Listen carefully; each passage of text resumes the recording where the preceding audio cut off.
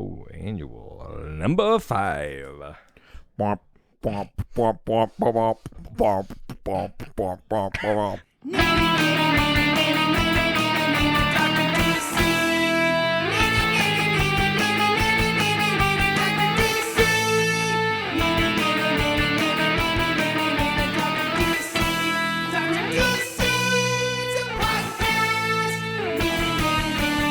Welcome, residents, to the Dr. DC podcast. My name is producer Richard, and next to me, / across from me, is the doctor himself. Hello. 5 years in, and I still don't know how to do it. You still don't know which direction I am. That's less of a podcast thing and more of a my brain has a hurt. Holy shit. It's the annual, baby. It's the final annual. Holy shit. Hashtag last year of the podcast. Oh my God. Wow. Mm-hmm. This is it. If we were a well-produced podcast, we'd probably end on an annual or something like that. But we will definitely keep going. Maybe we are. Oh. I am a well-produced producer. I'm a good producer. Never mind. Me, I'm good producer. It was Bizarro Richard the whole time. That's right. Yeah, holy shit. I know. 5 years. 5 years, 5 years, still here. 5 years. I don't even know what that song is. It's the new from the Bo You've already Burnham. lost me. You said it's new. The Bo Burnham outtakes that came out. Oh, I haven't seen them all yet. Oh, I've only seen a couple. It's really just that one song that's really good. Anyway, it's called 5 Years. Oh, okay. It's very funny. Yeah, it's all over TikTok. Have you not seen? No, I haven't seen that at all yet. Oh, really? There's like a whole part of it that's like my TikTok is full of other things. A lot of bagpipes 6 lately. feet tall and super strong. There's like a whole chunk of the whole song is about like a 5 year where your relationship gets to in 5 years. And there's a chunk of it though that's like about the line is everyone's a feminist until there's a spider around, which is like That's very because there's a funny. line where it's just like kill it, be a man. Wow. Yeah, it's a very good song. That's funny. I'll have to tell my wife about that line the next time I make her kill a spider for me. Yeah, I mean that's what's more feminist than that, making the woman do it. I'm a 21st century man. That's what making the woman do it. Uh-oh. Uh-oh. Do this. It's a trap. Yeah. Do you want me to explain to you how to kill a spider? I thought you were going to say, do you want me to explain to you why this is feminine? That'd be a funny shirt. Holy shit. So 5 years in, Yeah. can you believe that 5 years ago, me and someone else you hadn't met I don't think that's true. sat down in this house to record an episode of a thing you didn't want to do? Yeah, I mean, I was sort of, I was going to say I used to be in it for myself, but that's still the case. Yeah. I'm also just in it for you, I think, now. Well, that was the trick. Yeah. Yeah. Had to win you over. Now it's just all about you. Yeah, I mean, it's ridiculous that it's been 5 years. I was literally having a conversation with somebody today about like a lot can change in 5 years. Some things stay exactly the same. Yeah, I mean, Some things get worse. yeah, it's funny. I think the show is a lot better, but I also think that we are worse in some ways. in some ways. Have you gone back and listened to like early episodes in a while? I definitely try not to listen to those first 4, but I did recently go back and listen to, oh God, it's like episode 16 or something, Wow. which is like a Super Pets episode. Oh, yeah. It's actually largely fun. What do you mean? Like, where's the fun? And Well, because like we hadn't hit the point where you had to start putting games in. oh, sure. That's the part where it gets good. Well, because it had to. Yes. You know what I mean, though? Like, the energy's all right, actually. Wow. There's a little bit of a rhythm Sure. and a decent amount of, Back and forth. playing off each other. I was kind of surprised, actually, because I was like, let's see. And it was fine. It's definitely like not, it doesn't rank among our great episodes or anything, but like I was kind of surprised. I was like, this is pretty good. Yeah, we definitely, I think in some ways tried harder back then. Oh yeah. Especially to like I remember very consciously trying to be like, oh, we should make sure that we explain all of the parts leading up to answering a question, right? So it's like if you introduce the idea of a character, we have to also explain who that is. And I feel like I've fully let that go. Sometimes I remember that I don't do that anymore, and I have to like slow it down and be like, oh, we might never have talked about this. Yeah. Here's who this is. But it is a thing I have to like consciously remind myself of. You're right. That used to be very much like someone would ask a question about like Captain Adam and Plastique, and we would go like, who's Captain Adam? Who's Plastique? When did they meet? We would like... Yeah, well, and then it's like you talk about an event to explain them, and then you have to explain that event, and like... Yeah. We did a lot more of that. That's true.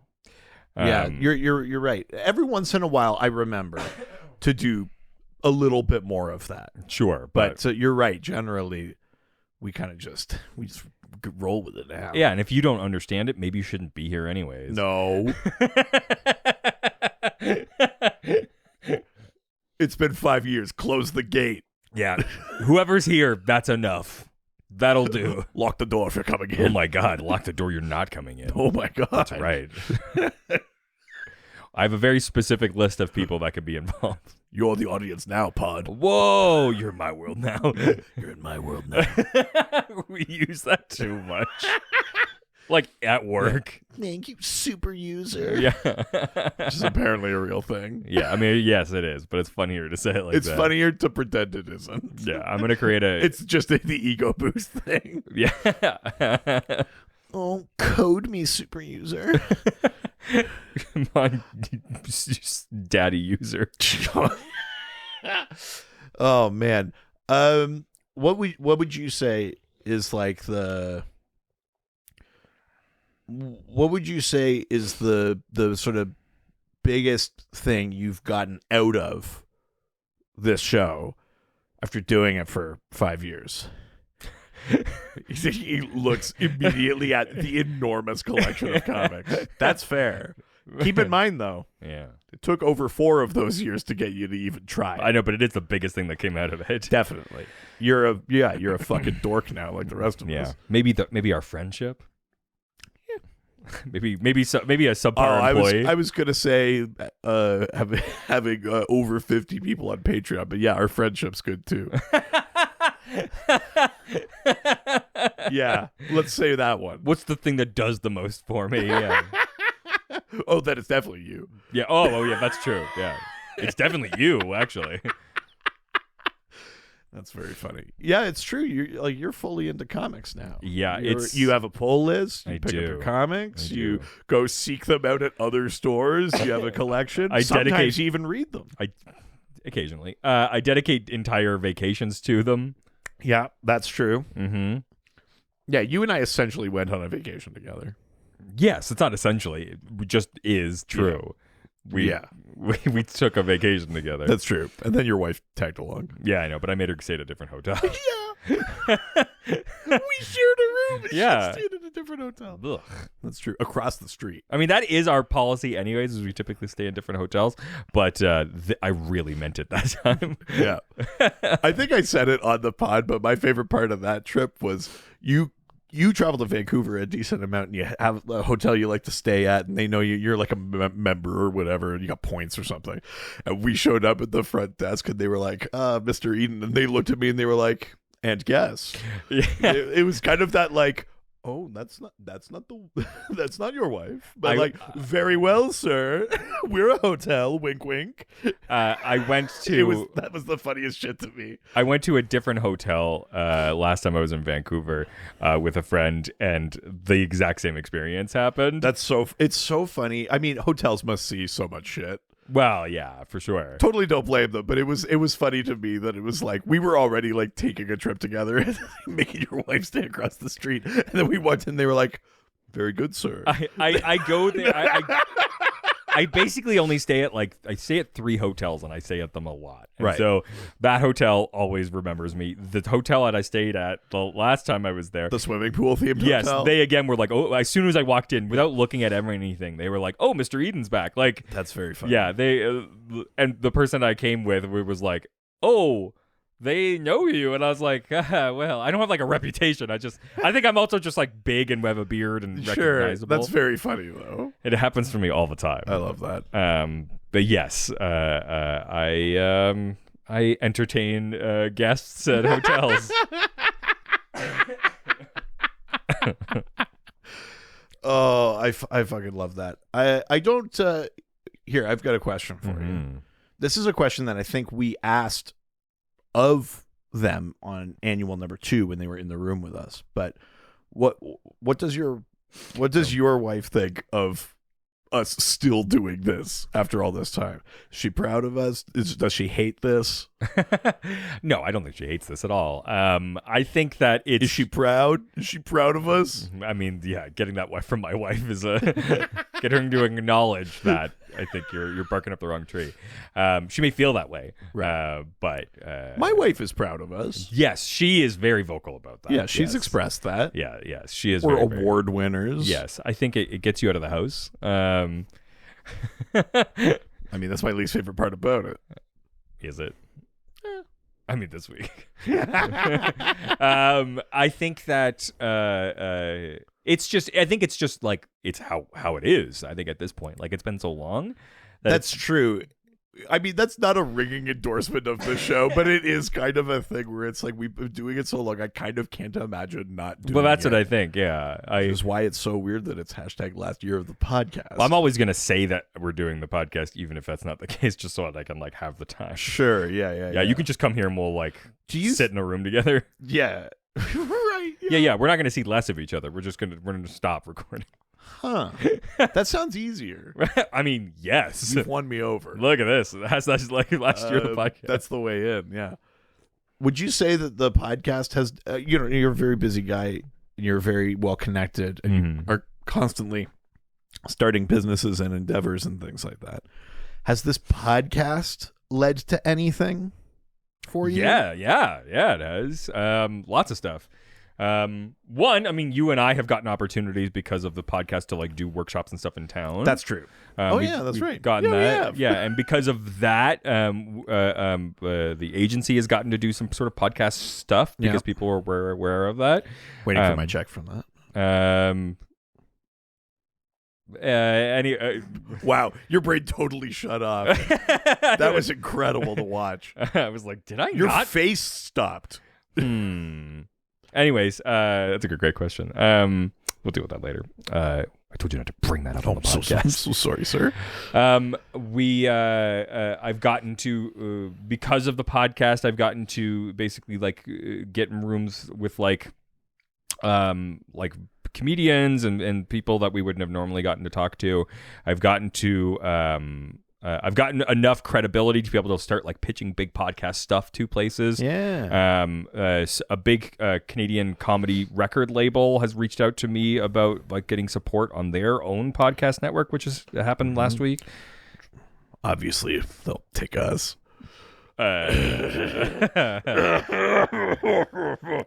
I think because we run a record, we run a podcast network. Yeah. They know that they're not going to be trying to take us. Please take my wife. Take my wife, please. Yeah. No, that's true though. That's podcasting has done a little bit of that stuff. We also, you and I, record a lot of ads that play on local radio. Yes, like our own. Yes, kind of comfort and facility with. Oh yeah, has made us being on mic and delivering things and trying weird stuff and like. Sometimes very weird. Oh yeah, that never got. They almost went for it. They didn't. I know. I played that for somebody the other day, and they laughed really hard. But like a lot of that happens because of the podcasts. We got to be acknowledged in the legislative assembly here. It's a matter of public record now. Yeah. The premier, suck on it, veterans. The premier or governor, if you're American, is aware of our podcast and it apparently has listened. Which I'm again, Premier Silver, very sorry. Yeah. Please don't rescind the honor that was given to us. Also, like. If it's like a Chappelle show thing, like don't take the wrong messages from our podcast either. Oh no. Yeah. I mean, let's see. What opportunities have I gotten other than the stuff you've already mentioned? A job. Yeah. Yes. A job at an up and coming marketing agency. We've come. We're up. Hey, new ad. Oh, we've come. We're up. Mammoth. We're not up and coming. We're here and we've come. Yeah. We're high and we've come. Good Lord. That's a 420 ad for next year. Yeah, I mean, I got into stand-up largely because of the podcast. That was somebody I was talking to the other day was asking me, like, how did I get into comedy? And I was kind of like, it was sort of like I'd already like kind of sort of dabbled a little bit, but largely it was this podcast that like made us comfortable in front of the mic, and then we were dumb enough to think we were funny. And podcasts in general, because you were like a fan of like This Is Rad and stuff like that, and then obviously we got, Kyle came up along with Rivers and people like that for the first festival. Then Kyle was on, and now we've kind of like we're the distant cousin implicated with that sort of collection of podcasts and things like that, which is fun. But yeah, I got into comedy because of this, because we did this for a long time, and then with the Comedy Fest and us doing the podcast at the Comedy Fest and stuff like that, I had people like being like, "You're funny. You could just do this on stage," and I was like, "It's different," and they were like, "Only kind of." Yeah, only just to prepare what you say. Yeah, yeah. And you're a writer. Yeah. Yeah. So, So I guess I owe my burgeoning comedy career to this podcast somehow. You're going to get successful in comedy one way or another. Yeah, baby. Yeah, whether you like it or not. That's so funny. That's your goal. Your goal is to ride my coattails if you need to do all of the work to make me famous. Yeah. Whether you like it or not. If I have to ride your coattails all the way to you riding mine. I mean, that's the long-term dream. That's the type of long-term thinking I think. So sure, fair enough. Yeah, that's hilarious. But yeah, 5 years. Happy anniversary, baby. Oh my God, what a great way to end. Yeah, hashtag last year of the podcast. We do this every year, but I feel really good this past year about the guests that we've had on. Lots of returning guests, and some of our good friends and people like that. But we also had a bunch of new guests, and I would say proportionally a lot more creators. Yeah, people that create comics, writers, artists. People that were, TV writers, screenwriters, a lot more like creators, people implicated in the world of DC and comics in general on the show. I felt really good about that. So I guess without further ado, here's the expertly produced by Richard Best of Guests compilation. Today we are joined by one of the most prolific comic book artists working today. You may recognize some of his recent work with Grant Morrison on Green Lantern, or a litany of other important works over the decades. Welcome, Liam Sharp. Thank you, gents. Very, very happy to be here.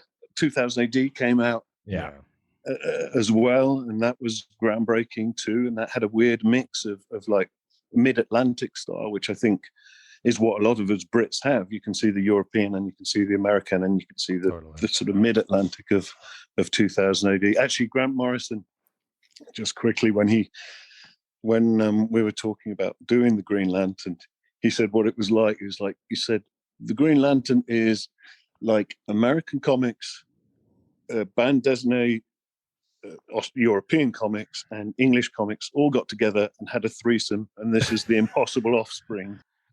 We are joined today by resident so mean fart butt of the Kensington Fart Butts. Hi. I don't know what to do with my hands. There's a really great moment in the Bates run where he fights Firestorm and Ronnie. Ronnie is near Captain Atom, wants to fight, and Professor's like hundreds of miles away, about to eat a sandwich. And like his eyes do the little symbol, and he's like, Ronnie, no, it's my lunch break. We are joined today by producer, host, and writer. Welcome, please, Brett White. Hi. There is the Liberace episode that features her prominently because she loves Liberace. But then she also like hold a gun at one point in that episode. That's a great. The Liberace two-parter is so good. Oh yes. It's what iconic. A ladies' man. Yeah, and I mean, if there was any doubt about Batman 66 being queer coded, it's so. I like all the things Liberace wears that I'm like, I want all these tuxedos. Yeah. I am apologize for not wearing my cardigan and ascot. I am slightly disappointed.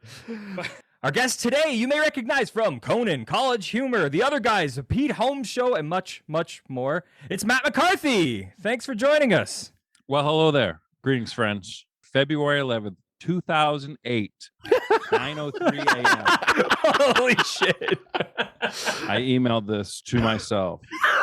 Superman has suffered the following effects upon exposure to various pieces of red kryptonite: being turned into a dragon, a non-powered giant, a dwarf, an ant-headed humanoid, a lunatic, an amnesiac, being made unable to see anything colored green, growing incredibly long hair, nails, and beard, being rendered totally powerless, growing fat, gaining the ability to read thoughts, growing a third eye in the back of his head, losing his invulnerability along the left side of his body,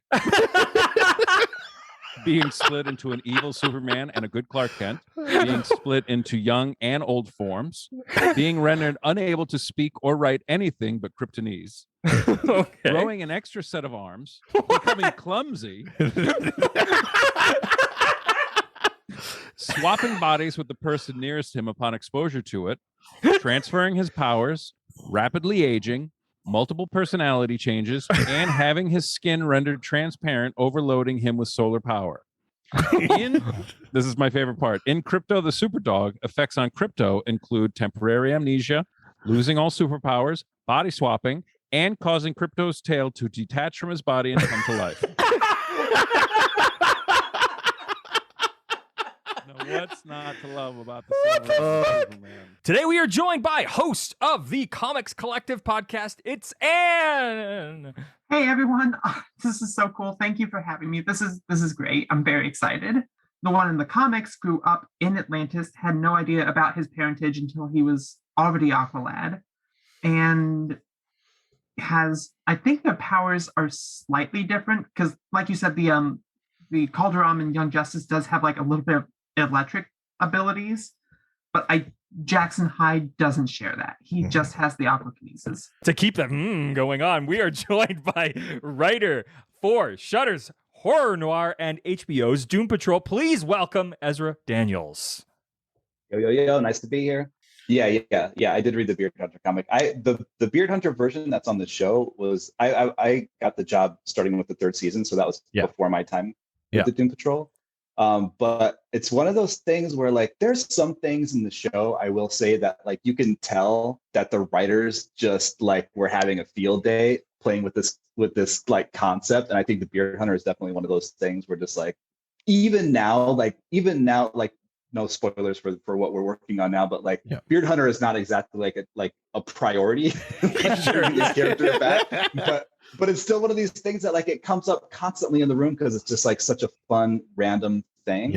And I mean I really love what they did with it in the show, but I do love the Morrison take that seemed like just like so much more of like a straightforward takedown of like the Liefeld era in like 90s image. Today we are joined by comedian and host of the Sad Dad podcast. Sad Dad right here. Welcome, Dave Abkarian. Hey, hi. Thanks for having me on, guys. I mean, it's pretty dense. I think partly because, you know, most comic books, when you any new story, the lore is either currently being established or there's references to it, but it's pretty digestible. But when you get into something like Fables, which is based on stuff that has hundreds of years of folklore, it's like, well, like, wait, who's Bluebeard? Like, is he like a pirate? Like, who the fuck is that? Like, you know, and so it's like the Disney ones are easy to pick up on, but some of the more obscure ones where you're like, well, what the fuck is a Baba Yaga? Like, I don't know. Right. And so I think there is a wall there that you kind of have to push through the first few volumes, but you get it eventually, and you realize the stakes. And that's one thing he's very good at, is building these stakes, and then it's really, in my opinion, The really good character stuff comes maybe about midway through the series. Like I mentioned that. And today we are joined by a very special guest, artist Matilda McCormick Sharp. Thank you. Thank you. Yeah, thanks for joining Thank you for having me. It's kind of a childlike character, really, because like the changing into animals, that was always, I'd be like, if I was a superhero, I'd want to change into loads of animals. Totally, the kind of one that you go for as a child sometimes. Yeah, we've got a special guest, writer, comic creator, Ram V. Yeah, I don't know any writers that I enjoy who are not curious. Sure.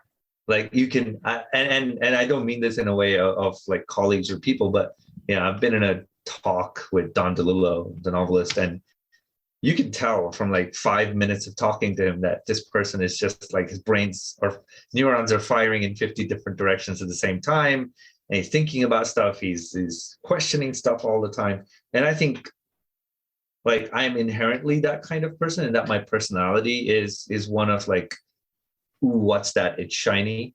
Yeah. So yeah, that's kind of where my ideas come from, is kind of pool of just random stuff that's constantly being thrown together. Today we are joined by comic book shop owner and host of Comic Book Syndicate. Welcome, G.I. Joe Lee. Hello. Good morning to you all. Yes. I feel like that if they were ever asked that question, they either were able to successfully delete the answer from all of history, because I was like, somebody asked them right at the convention where your inspiration came from, because apparently Dan Mishkin and Gary Cohn met each other. They were 16 in high school. They've had this long-standing relationship. They created her together. It's like, you got this from somewhere, and I know it's maybe it's like a D&D thing. That's the best thing I've ever heard. How did you do that? Well, I took a wave file that you made and then I produced it. Fuck yeah. That's why you're called Producer Richard, even though Kyle didn't notice until last week. I that was so funny. You're the producer. I'm like, yeah. The thing I say every time. But you've been a host almost the entire time. Sure. Yeah. I think I just produce it, so it's fun to have a name. Yeah. Well, because that was like, I think that was the preface of that's like, a legacy piece, because there was another host at one point. There was another. Oh my god. Yeah, there you go. Those were the new guests we had on this past year. Who was the best one? No, I'll commit. Let's rank I really liked that episode with Ram V. Yeah, there was something different about that episode. I just really hit different. Yeah, it just hit different. I felt like finally the momentum was there for the show. Yeah, I like the part where you screwed up the intro.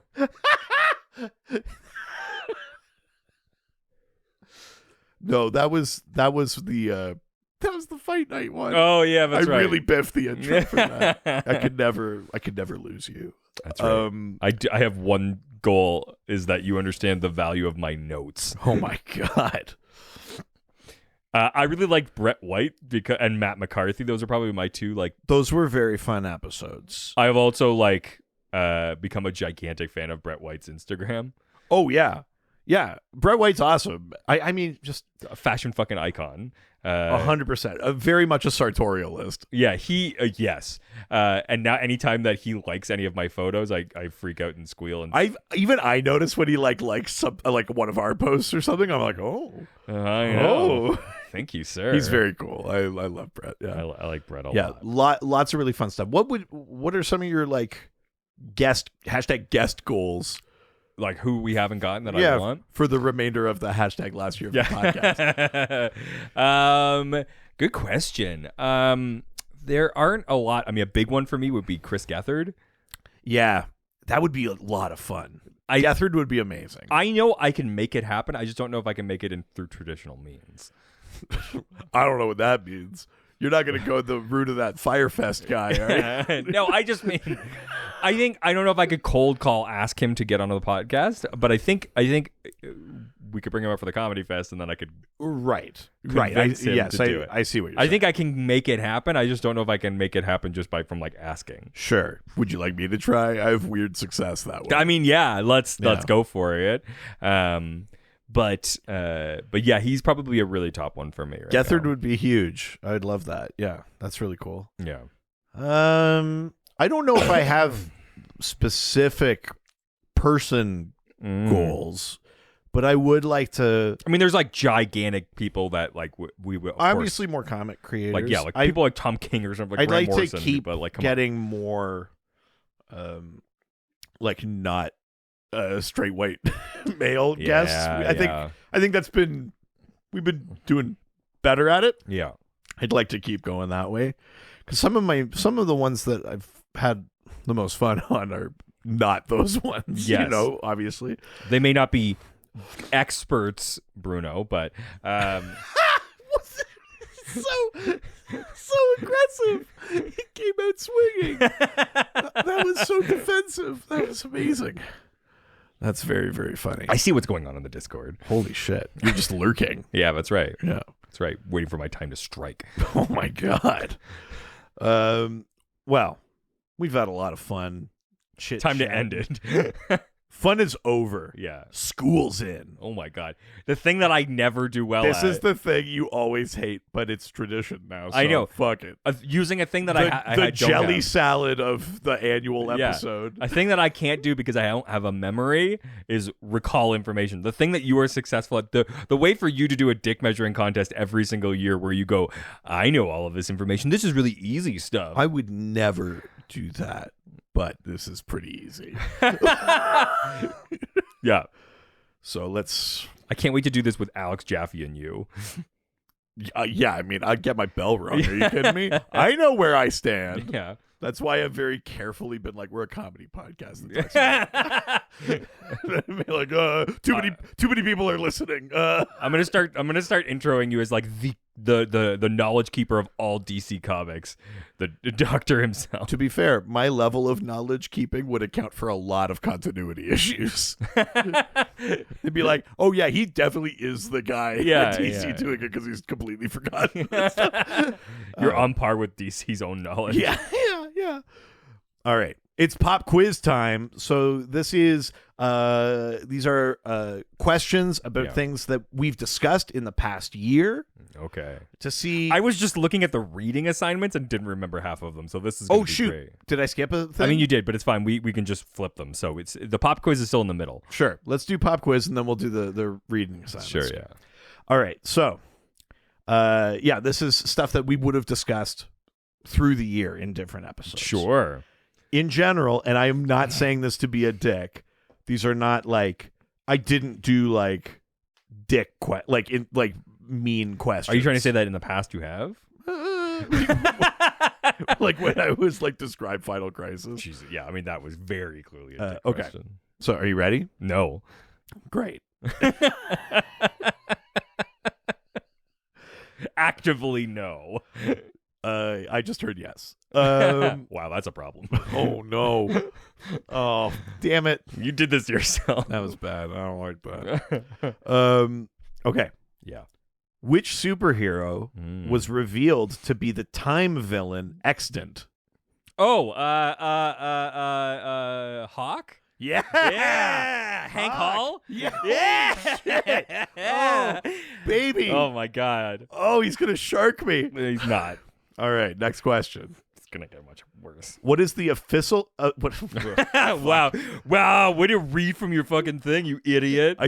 I'm really thrown off by you getting something correct. What is the official designation of the Suicide Squad? You mean like X-Force? You're so close. You're so fucking close. But X-Force is Marvel. Oh, X. It's X something, isn't it? X. Both of the words you used are in it. Task Force X. There you go. Yeah. Wow. There you go. Oh, there you sweating. go. 2 questions, baby. All right. Now, just keep in mind this next question. Brett White is listening. Oh my God. Who played the Riddler in the 60s Batman? Oh, let me think back to my past. Sometimes dead is better. Oh, I was doing my Slumdog Millionaire. Oh, sorry. I actually don't remember his name. So Frank Gorshin. Oh yeah, I would never. But then that. Special Brett White bonus. Yeah. John Astin also played I the Riddler. Yeah. John Astin, Gomez Adams. Mm-hmm. All right. Here's one that you don't have to do it all, but name some of the effects of red kryptonite on Superman. Oh, this was from our episode with Matt McCarthy. Yeah. Is red kryptonite the one that like can turn him into a dragon? Yep. Yeah. It's was he? Is that's the only part that I remember? I think there was that. He once had he got an ant head and had ant powers. Yeah. He was turned into a lunatic. He once lost his invulnerability, but only on the left side of his body. Yeah, I forgot. It split him into like good Clark Kent and bad Superman. Jesus, look, I got one. It does so many things. I got the important one. Almost could have said anything. yeah, I got the important one, which is turns him into a dragon. Yes, yeah. Action Comics 303. Yeah, baby. All right.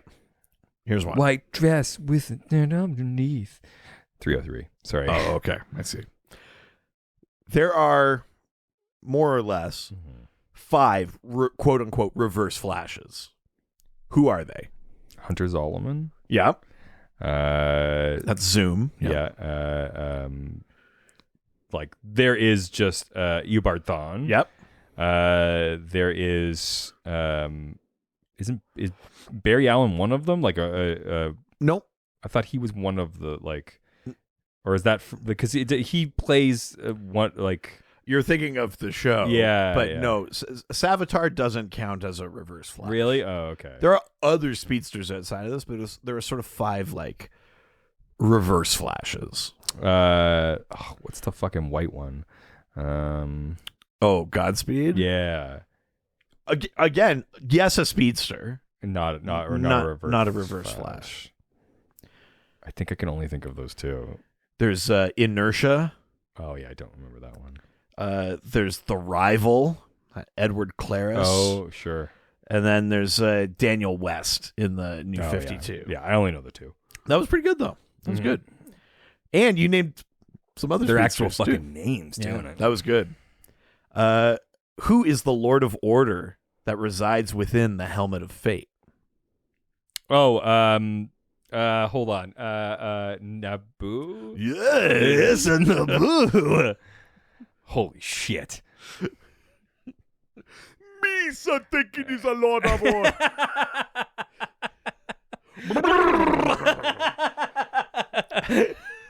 I've been working on my boss Nas for a while now. No, they won't. Oh, what a going to best. Spoilers ahead. Have you seen episode 4 of Kenobi? No, not yet. Damn it, I can't. Tell me when you have. I'm going to send you a meme. Okay. I'll watch it tonight. Okay. Next. In the story Superman Marry Me, Superman foils an assassination attempt. What was the scheme? Oh, was it the bomb? Yeah. Yeah. But what about it? Oh, fuck. Wasn't like a phone bomb or something, was it? What was it? It was a bomb in the guy's morning donut. Yes! Oh, that's right. Half points for that. Okay. In Fables, Snow White's sister is a primary character in the story. What's her name? No idea. Can't remember that. It's Rose Red. Oh, sure.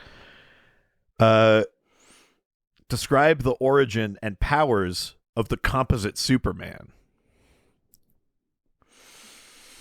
Oh, fuck. Oh, my God. Composite Superman. I can't remember. I don't remember. It's a guy working in a museum, and then a bolt of lightning hits a bunch of mannequins of the Legion of Superheroes, and then somehow imbues him with their powers and the powers of Superboy. Because that's how lightning works. And powers. Yeah. Jesus. Here's a question. I just want you to dig deep personally for the answer to this. Why did you make us read New Guardians #2? Because cocaine. Cocaine. Who are the freedom fighters?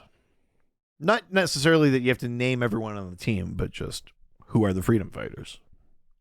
They are. This is where you go off on a tangent about the brave Mujahideen. You do the Rambo 3 honored thing. That's very funny. I remember that they're from a different universe. They are. That is. Was this the one where this isn't the Nazi one? It is. It is. Okay. It is the Nazi one. Okay.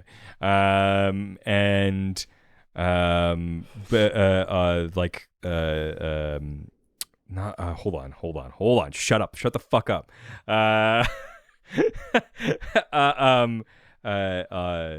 Like the Sam or whatever was is. I can't believe this is the name you can't conjure. Yeah, it's a real thing. No, I know. That's why I'm saying shut the fuck up. Oh, I see. Okay. Yeah. American Sam. What's your least favorite kind of family member? Oh, Uncle Sam. I'm so sad that worked. I'm so sad that worked. Ugly Uncle House.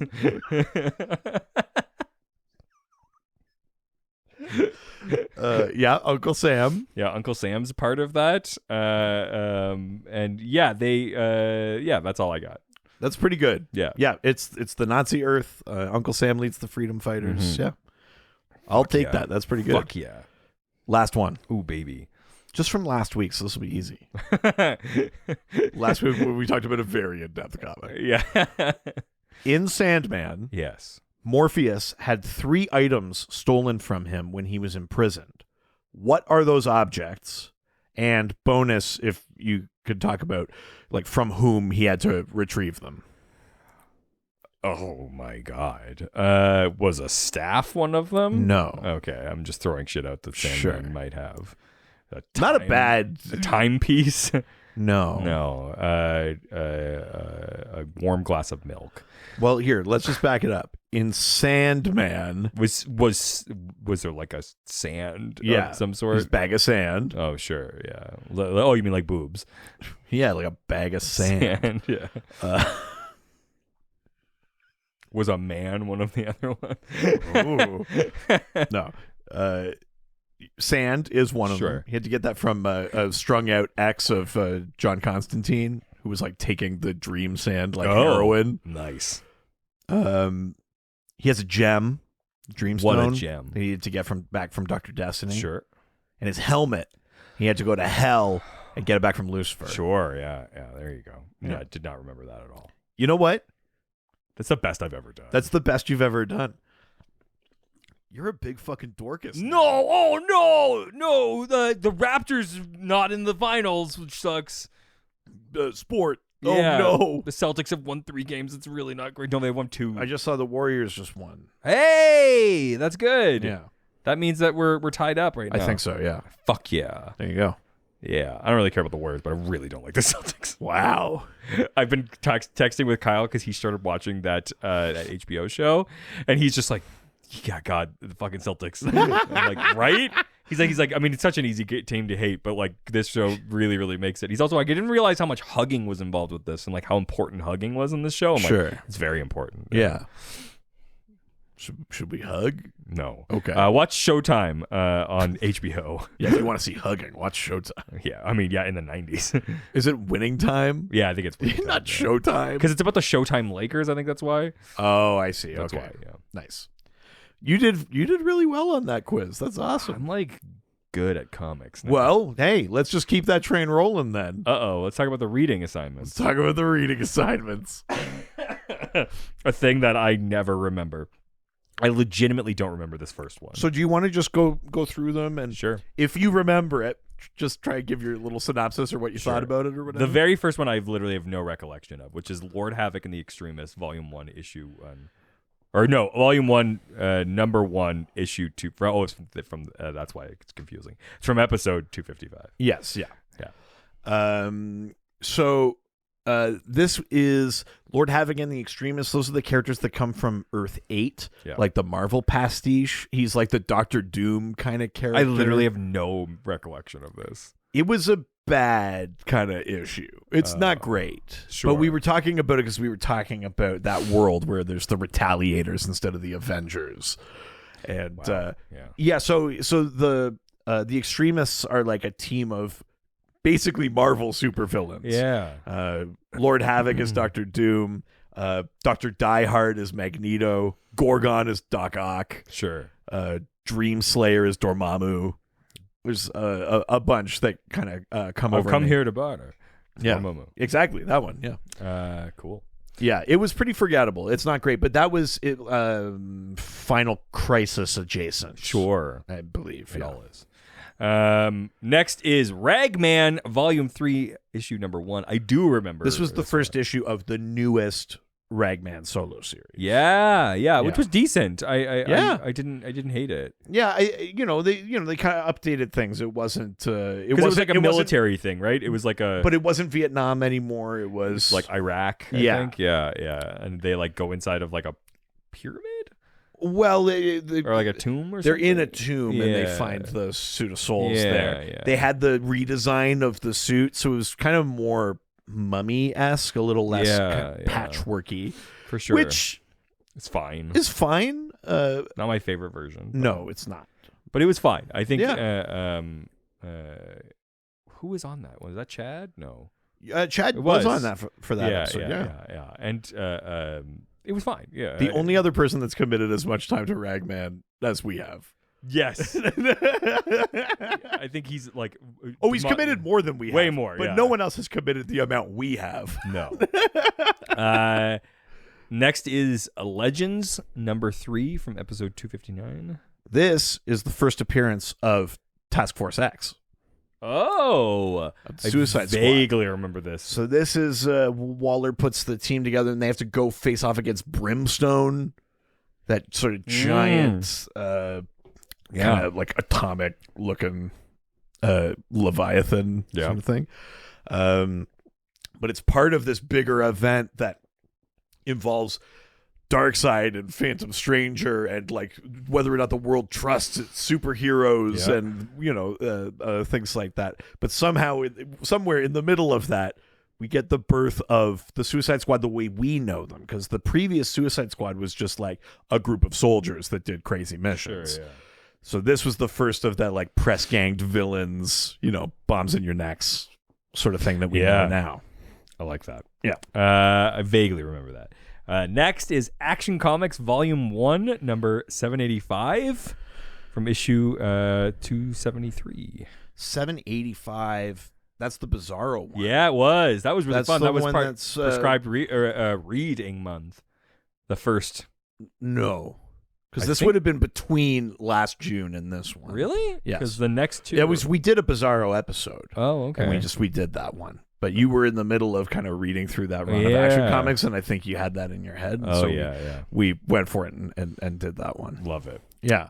But that's the one that was like written backwards and so fun. Yeah, it involves I think it involves Zod and stuff, but it also was like Clark Kent is in a foreign country covering a thing, and he's like, oh, should I or should I not be Superman to do the right thing here? I love it. Yeah. So fun. It was a great issue. Yeah, it was interesting. It was a good one. Next is Detective Comics Volume 1, number 826.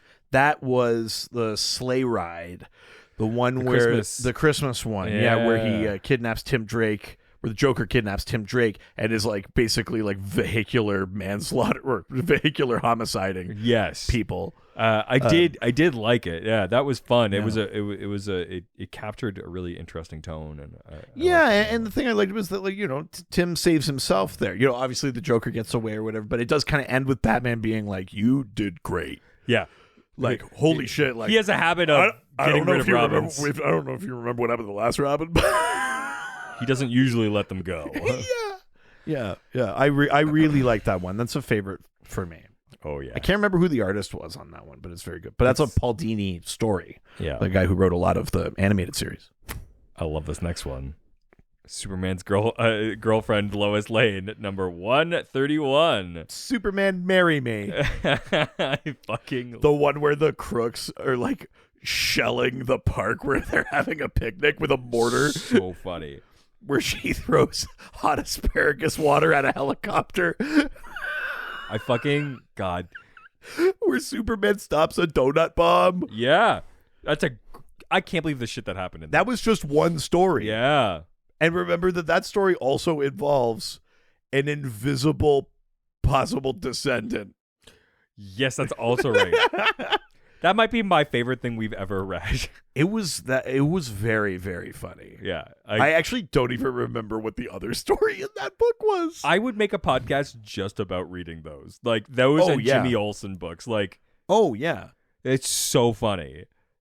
Yeah, definitely. Superman's podcast. Yes. Yeah. Superman's pals and girlfriends podcast. Yes, I would 100% do that because it's such a fucking. Those are so funny. That was a great one. I really enjoyed that. That's also the one where the reporter is like, "Something's up here. Lois Lane is crazy." Yeah. Immediately on TV. Yeah, the world needs to know. So funny. Yeah. Next is Fables Volume 1. Right. Yeah. So the first volume of we had Dave Apkarian on. That's right. We talked with Dave Apkarian. This is the one where it's about the fairy tale creatures living in the real world because they sort of had like a mass exodus from fairy tale land. Yeah, I had a little bit of experience because of playing the game, and then right. You had read it, and yeah. What did you think of this one? Because this one it's very much it's like Bigby investigating, but it turns out it's all fucking nothing. Yeah, I think the book was fine. I liked more about like it's like a faked crime. Yeah, I liked more hearing about where that series goes than that actual first volume. The world building pieces of that are more interesting than the actual like story itself, and like the drawing room, like detective thing that's playing. And I think that doesn't really stick with it, anyways. Well, yeah, and I think that's that was kind of the conclusion that we reached in that episode too, is that it's like that's the first volume that basically the changes. Kind of it never really goes back to that model at all. Next, we've got World's Finest Comics, Volume 1, number 289. Right. This is the tentacle porn. Yeah. Superman and Batman watch tentacles fuck. Yeah. Some weird tentacle-y things show up like aliens, and they were created to take people's emotions. They kind of like feed on the emotion because it was like the alien race had advanced so far that they were fully robots and they lost emotion. Then they sent these things out to get emotion. The longest journey ever to. But it was also like, remember, it was like Superman was like, man, I've never been to Krypton. That kind of bums me out. And Batman like literally fails to stop someone getting shot in an alley. He relives all his worst trauma. Then they meet up and Superman's like, I'm having a tough day. And Batman's like, me too. Tell me about your day, Clark. Yeah, it must be really hard to be Superman. That's a piece I really liked from that. It's like, those are not comparable. No. Not comparable traumas. Very funny. Very funny. Yes, that was part of prescribed reading. Yes. And so is the next, which is Detective Comics Volume 1, number 426. Right. This is the one where Batman plays Russian roulette. Yes. On the riverboat. Yes. Like, I say, Mr. Batman. Yeah. This is also this is the one where he shows up not as Bruce Wayne, but in a different disguise. And then like in 2 seconds, full Batman costume. So funny. Incredible quick change. Yeah. Riverboat Russian roulette in Gotham. So good. Yes. It was kind of like weird and fine. Like it wasn't like a great issue, but I remember having fun talking about it. Yeah. Then we've got The New Guardians, Volume 1, issue number 2. Oh man, the team that did like the team that barely existed that got their bells rung the previous issue by the insensitively created villain Hemogoblin. Yep. Goes to Colombia to fight Snowflame, the cocaine-powered supervillain. just the amount of things that you just said. I know. I'm so happy. happy. I know. It's I'm crazy. so happy it exists. Crazy. I have so many problems with that team in that book. Yep. Listen to the episode. That hilarious. Yeah, that was this year's For Tomorrow, I think. Yeah.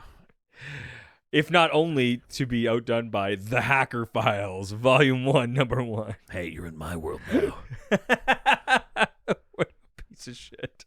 Also, do you remember in the Hacker Files that they're showing that he's like, when they meet up with him, he's like online, like gaming, but he's playing like Oregon Trail. Yeah. It's like the advanced, the far future. Yeah, it's like Cow Simulator, whatever he's fucking playing. So funny. Yeah. But yeah, it's oh man. Oh, we also discussed how he's like, your RAM's all full. And it's like, do you think it's all these visual renderings of data files? Is that taking up space? I gotta go in. I gotta jack in. It's so fucking funny. I do love the like. I guess it must have been relatively sincere at the time because so many things play on that trope, but it now feels so like exaggerated. They're like, we gotta jack in. We're counterculture. You're in my world. Like all of that shit was the thing that people were like kind of obsessed with. Like, oh, hacker culture. Like, ooh, but now to read it, it feels so like so dated. Oh my god. And just like, yeah, we get it. You studied the Blade. Yeah. Fucking love that. Very, very funny. I mean, the most shocking thing about that one is that you have most of that series, like physically. You actually have those issues. Yeah. Which is wild to me. They're in my world now. Oh my god. That means they'll never be read. Let's all stay in pristine condition, except for that one that's like on the floor somewhere. It's right there. Oh, yeah, there it is. You still haven't put it away. Bruno, he hasn't put it away since April. It's actually sitting on top of the bag and board. They're together. Yeah. Just hasn't put it in. It's not even just that he hasn't put it back in the box. It's that he hasn't even put it back in the bag, but it's sitting with the bag and board just there. Who could be bothered? My God. You don't deserve this. I'm sure, do you really want the Hacker Files so badly? It's more books. Oh no! Now I'm becoming you. Yeah, hell yeah. Who cares if you like it? It's more. I think that was like a decent year of like reading assignments. Actually, yeah, not too bad. Felt like this year's reading assignments. Maybe it's because you're also more into it now. Were a lot more like, even the ones that were bad, I think we had more fun talking about. Like, it didn't feel like there were those ones where we like hit a wall where you were like, this is a piece of shit. But also, what the fuck is going on? Yes, yeah. At least I have some context now, at least. Yes, I think that helps a lot. Not great for like getting a new person into comics, but great for if you already know about it. Sure, yes. Close the gate behind you. Oh no. Lock the door if you're coming in. Oh my God. Holy shit. Those are the reading assignments. We did it. We did it. That was pretty good. Pretty good year for that. I know. But we got a bunch of questions. We did. We got a ton of questions. Time to start the episode. Now we're there. Yeah. It's an annual, baby. Oh, yeah. You're going to get extra long. Oh, yeah. But, I mean, I guess. Wow. Man, have a little self-respect. Or we'll just do the regular episode a few times to make up for it.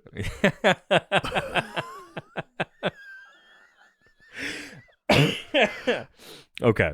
Why don't we start? Lots of questions. Not like about a theme. Sometimes about us. Sometimes about the podcast. Sometimes just random questions. So, well, let's figure out what people ask. Let's do it. Which means we're going over to Facebook. Going to the face and the book. Going to the Facebook. The first question is not a question. It's more of a statement. Comes from Ranger Gord. Oh, yeah.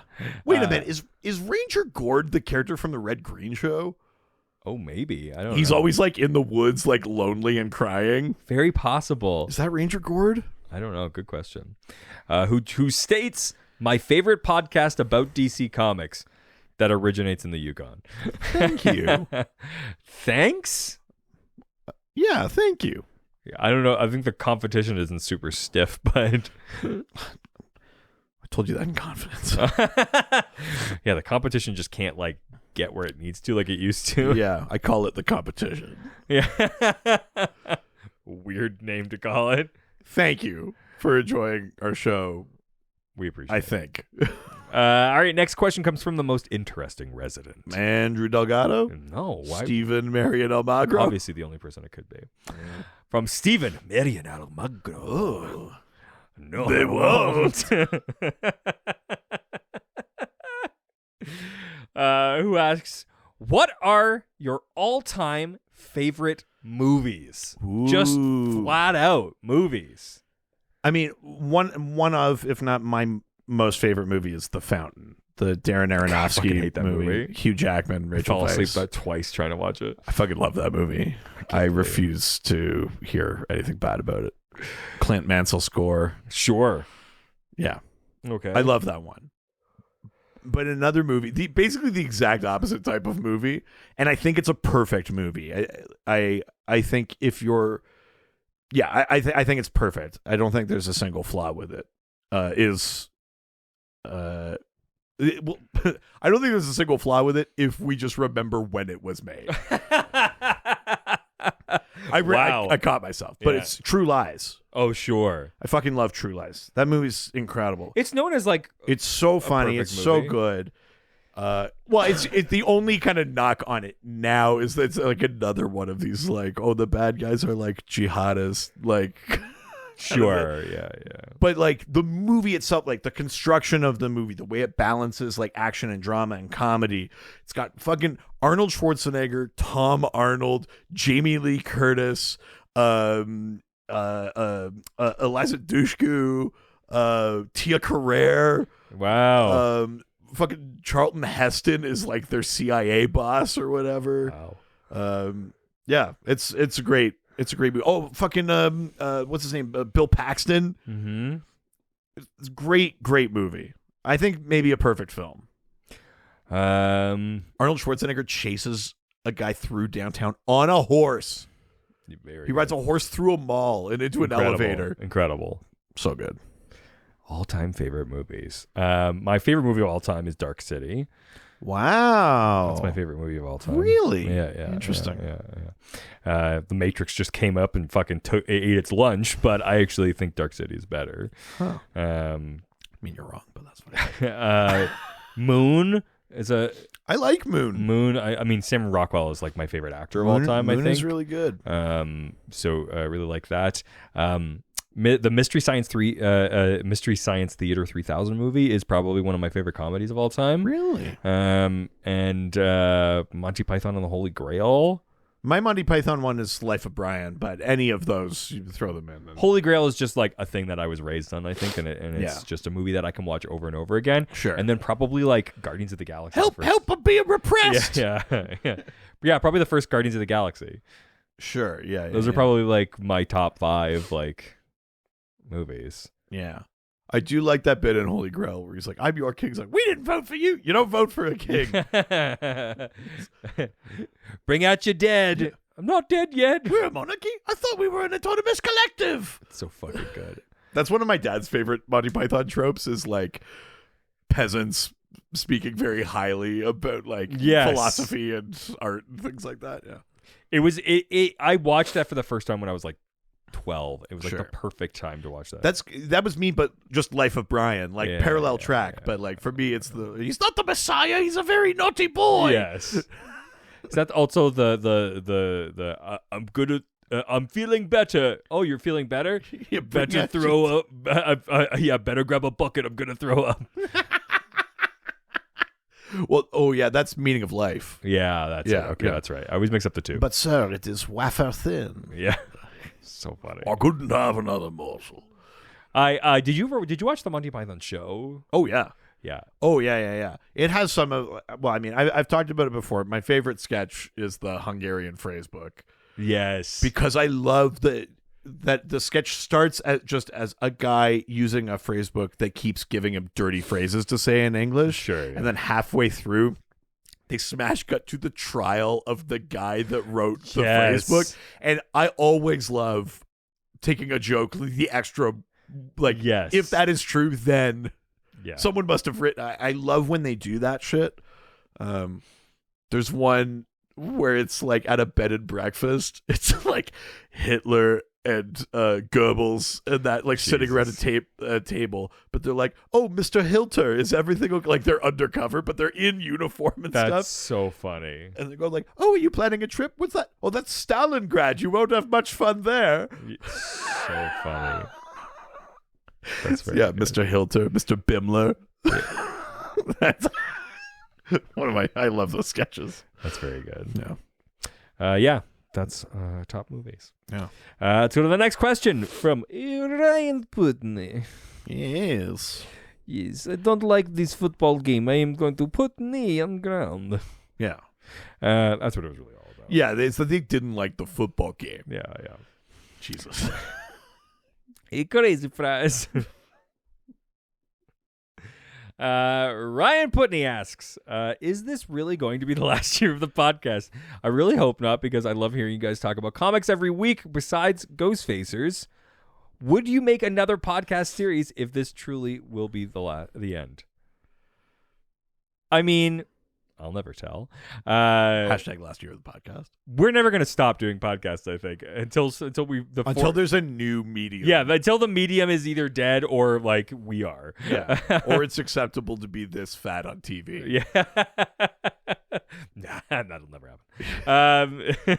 Yeah, it'll be like Nero Wolf. I'll just be in a room and you'll have to come in and just tell me about the things we're supposed to talk about, and I'll be like, do this.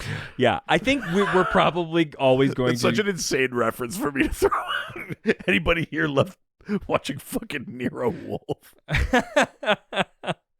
I think the key here is that as long as there's always a podcast where Reed can be the expert, we'll always have a podcast. Yeah, if there's a way for me to talk about a thing I like too much and know too many things about. And what you're lucky about is that there are too many things that he knows. There are too much. so many things. I think it's safe to say we'll keep finding an excuse to carve time out of the week. Yes. No matter what. Yes. What precisely those things are, / how long they continue. I'll never tell. Yeah, I refuse to answer. Yeah. No, do you know what? I will answer it. Oh my God, I can't believe he said it. So there you go. That's the definitive Wow, answer. I can't believe you said it. Yeah.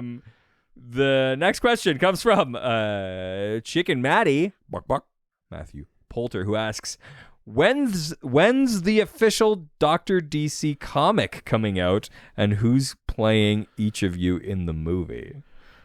Yeah. We've talked about making a comic together at some point. We've bandied that about. I do want to write something, write something together. Yeah. Don't really care what it is, actually. Yeah, I just agree. want to try to apply this energy dynamic to something else. I agree. Yeah, I mean, we do that. That's called all the radio ads. I can't imagine a comic about a podcast being a good idea. I mean, they tried to make a TV show and it's not good, so I can't imagine a comic. But yeah, let's say we're bigger than Comedy Bang Bang. We're bigger than yeah. We're bigger than Rogan. We're bigger than everyone. I mean, we obviously are. We're going to get the biopic. Yeah, the men who changed podcasting. Who's playing each of us? Who plays each of us? Ooh. I want Matt Berry. Really? Yeah. Doing a Canadian, like a Southern Ontario accent. Yeah, I could see I could see that. Yeah. But make that beautiful bastard shave his head. Well, yeah. So he's bald like me. Yeah, he's got it's an important part of it. I think I think you should be played by Richard Iowade. I mean, that seems problematic. I think Adam Brody. Is that less problematic? Is it? I don't know. Didn't he have a thing? I mean, I assume everybody has a thing, but fair enough. So sorry, we're pitching Adam Brody and Matt Berry. We went such different directions.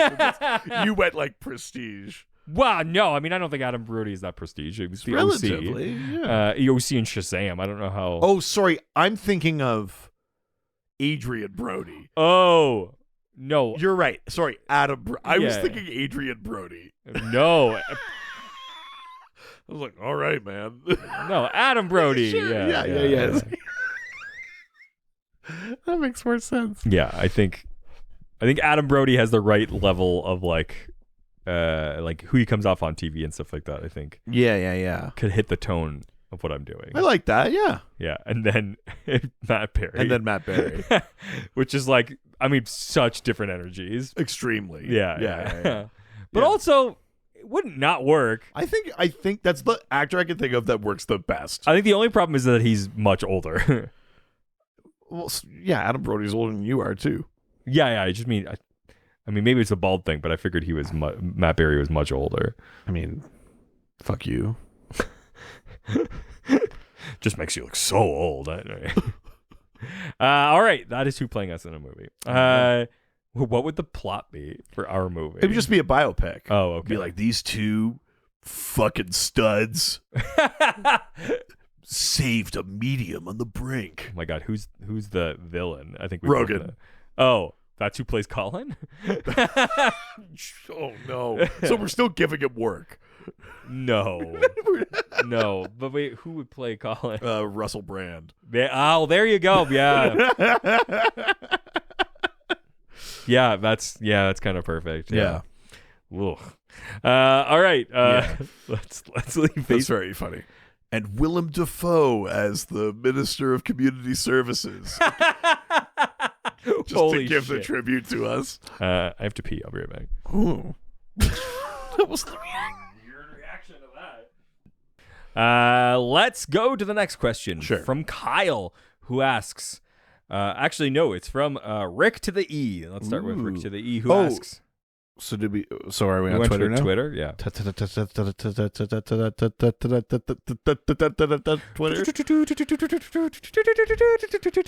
system is down.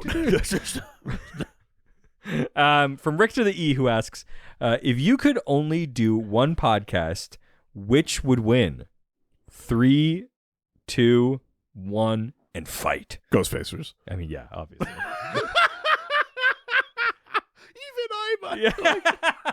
The more successful one about a thing that we're I fucking love doing this one. But if we had to choose, yeah, probably be Ghostfacers. Yeah, I think so. Also, there's like a clear end, except for the one that we've given to Dr. DC. Hashtag last year of the podcast. All right, next question from Kyle, who asks, what is your current white whale you guys are looking for comics wise? Book, figure, signature, etc. Ooh, that's interesting. Do you have one? I mean, there are things where if someone said it, I'd be like, oh yeah, that's fucking cool. I'd want that. But I don't know if there's like a thing where I'm like specifically on a quest for it. Are you not on a quest for any specific books right now? I don't think so. No. I mean, like I said, if someone just mentions I'd be like, oh man, that'd be fucking cool. I'd like to have that. But I don't know that I just think about one on my own that I need to have or want to have or something like that. Let me take a look. I mean, the thing that I'm always looking for is maybe the heroine cover of Green Lantern Green Arrow. Oh, sure. Yeah. I'd like to have that. That's up there. I'm always looking for the what if books. Those are good, but I do have number 1. You're almost done that series. I've gotten pretty far through. No. But we're not just talking about it'd be nice to finish. Like, what's White Whale, right? Captain Ahab. What are you obsessed with? What is a thing you must have? Yeah, I mean, I did get it. That's part of the problem, but just pick another whale. I know. I mean, there's always another one. There's always another whale. Yeah. I'm trying to think of the thing that like. I mean, I would like love. I've already got the first Miles Morales, so I'm happy with that. Right. But the first Miss Marvel would be crazy. Sure. That's one that I'd really chase down. I'm just trying to go through my CLZ to be like, what is a thing that I've been like that I like look for when I'm like going to shops? I guess I'd want the first appearance of Manta. Sure. Yeah. First appearance of Black Manta would be a big one for me. Yeah, I think that would be a pretty crazy one. Yeah, there's like series that I definitely always look for, but like specific books I typically don't do. I'm just trying to like fill spots for the most part. Yeah. I rarely am like looking for. It's definitely not a thing I like spend that much time thinking about. Is there like a creator or someone that you definitely would like want a signature from, like something signed? Oh, interesting. Even if you already have like an issue with something, but is there someone you'd be like, I like them so much I'd want something signed? I mean, Lemire, I guess, but Sure. yeah, I feel like I may already have something like that. Right. But otherwise, not really. Like that's not. I don't like. I mean, Morrison. Yeah, that would be crazy. Yeah, that would be up there. I think I'd love to get something signed by Morrison. I'd love to get Ultra Comics. I would get Morrison to sign Ultra Comics. Yeah, that would be fucking crazy. Yeah. Yeah. Otherwise, I think that for me, it's I don't really chase that much. There's stuff that I want to like complete, like. And there's stuff that I really enjoy, but there's nothing that like I'm like obsessively collecting. Yeah, true. Same. Like getting Alan Moore to sign like issue 21 or something, sure. Like, and I'm not really in the market for anything that would be like, I need to find like All-Star Comics #8. I must have the first appearance of Wonder Woman. Yeah. You know what I mean? Like, I don't think that's either of us really collect like that. No, not especially. But there are some things I think I could manage at some point. First appearance of Black Manta is a thing I could figure out. Yeah. I'm slowly trying to get all of the what ifs. A thing that occurred to me the other day was like, I'm like, okay, once I collect all the what ifs, then what? And I'm like, I mean, getting the like best versions of each of them would probably be the next. Oh my god. Yeah. I'm surprised you don't send anything away to get graded. For me, because I know that's like a dangerous additional rabbit hole to fall down, but that is very much in your personality. I think part of the reason why I don't is because I know what the backlog is for that, and I'm just like, and you got to pay money, and that's the least of that concern, right? Sure. Never mind. Sorry, I forgot. You don't worry about quotidian issues like money. No, I also need instant gratification. I don't do well with like. It's the reason why I haven't like gotten a new couch that I really want for my den is because I don't like. You'd have to wait, and I don't like spending money and not getting the thing. It's a thing I really struggle with. I can do like a couple weeks. Anything more than that, and I'm like, it's not worth it. Wow. Yeah. Interesting. Yeah, I really don't like long waits from purchases. I can't. That's very funny. I'm just like, I'd rather go and get it. Like, I don't. Yeah. There's a limitation with me. That's very funny. Yeah. It's a big deal. All right. Let's move on. Next question comes from our favorite religious representative. Ooh, Chris Chan. Chris Chan asks, how have each of you changed in the past 5 years? Whether because of this podcast or not, what's the plan for the next 5 years? Again, whether the podcast related or not. How have we changed? I mean, you've gotten much worse. I became a father. Oh, yeah. During the course of Oh, my God. That's right. You did. I guess like that makes sense math-wise. Yeah. Yeah. Holy shit. We started the podcast, and about like a month later ish, my wife found out she was pregnant. Crazy. Yeah. Which is wild. Yeah, that's a big change. So that's a big one. Yeah, how else have I changed? We've gotten worse. I have I have gotten worse, but I also think you've gotten better. Interesting. I think like we counterbalance. Like it Sure. started where like I was holding onto a rope right up where the pulley was. Yes. And you were right down, feet on ground. And now we've kind of like met in the middle. Yeah. As I've gained weight, I've pulled you up. Now we're kind of like in the middle where we have like a comfortable level of like obscenity and things like that, but it's not like, we're both bad, but not as bad. Yeah, as I was. I think we've done a better job of like, our true intent and opinions shine through, and then also we just have like horrible like word association things that come out of our mouths. Yeah, definitely. Yeah, I think we're funnier. Yes, definitely. Than we used to be. 100%. We definitely got funnier. Yeah. Though nothing is better than the original Alfred Begins. Oh, yeah, we really peaked. Double dose number 2. Yeah. Very funny. Yeah, what else has changed in 5 years for us? Like substantive change, like in our personalities. I guess I've obviously Gayer. Yeah. I was like, do I say it that way? I like took a second, and then I was like, yeah, I'm definitely gayer. Than I was. Yeah. That's definitely happened. Or not that I am gayer than I was. I'm more openly. I'm fine with it. Like I just was like, yeah, obviously, this is who I am. 100%. Yeah. Yeah. I think if anything, you came to the realization. Yeah. Listen, say what you will about DCEU Superman. Lizzo just did a whole TikTok about how hot Chris, Captain America Evans is. That's so funny. And because he like just recently was like on the red carpet for something. And he was it for like Lightyear or something? Yeah, and he looks fucking like a real snack. And doesn't he always? And she did a whole TikTok just being like, Jesus fucking Christ, like how hot he is. That's so funny. I'm like, I mean, that shirt he's wearing is great. It's true. Yeah. Yeah. Well, what else? How have you changed in 5 years? Same as I ever was. All right, great. What's next? What's in the next 5 years? What do you perceive as changes for us? I mean, hopefully I'll have a kid too. That would be nice. That would be ideal.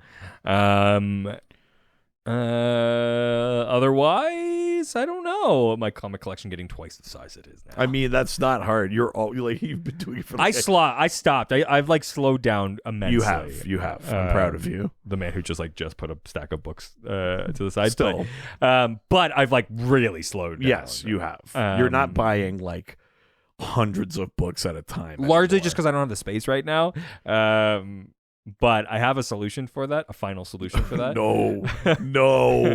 Well, part of the thing was like I've needed to deal with that fireplace that's behind you. Yeah. To be able to get rid of that, I can then buy new shelving, and then I'll have a bunch more space. Yes. Part of the way that I'm going to force myself to do that is I'm going to have a garage sale probably in the next couple weeks. Nice. And so I need to move. I'll buy all your comics for $1. What? No. That's how a garage sale works. You open your garage, I walk into your house, I get whatever I want for $1. I mean, that's not in the garage, though. The garage is the access. Oh my God, you can come in through the garage. Yeah, baby. But yeah, my comic collection will get larger. Yeah, what God, next 5 years? We'll still be doing Ghostface. It would be nice to... Actually, we'll have just finished Ghostface at the end of 5 years from now. Yeah, actually, just about, yeah. It would be nice in the next 5 years, in that span, to do some more like live stuff. Yeah. Whether that's the podcast or just more comedy or something else, it would be fun to do more live stuff. For sure. I would enjoy that. For sure. There's been a large conversation about moving at some point that's been going on. What? I don't want to talk about this. I wouldn't move away. The conversation we had, I think, on a recent double was about the big thing is that one of us is going to move at some point. At some point, not in the next 5 years. Oh. And maybe I just said it was a question mark, and that's because you brought it up. You said you didn't want to be here forever, and I was like, "That's okay. That's pretty cool, I guess." Me neither. I'm probably going to move in the next 5 years. I just don't know if it's going to... Hold on. I just don't know if it's going to be leaving the Yukon or if it's just going to be leaving this house. It's okay. There's a good chance that I'll stay. It's okay. But there's a possibility where it could be leaving the town. But we don't know. There's nothing that's written in stone. You're the only person I know. Yes. Sure, my wife's got friends, but I'm the only person you know.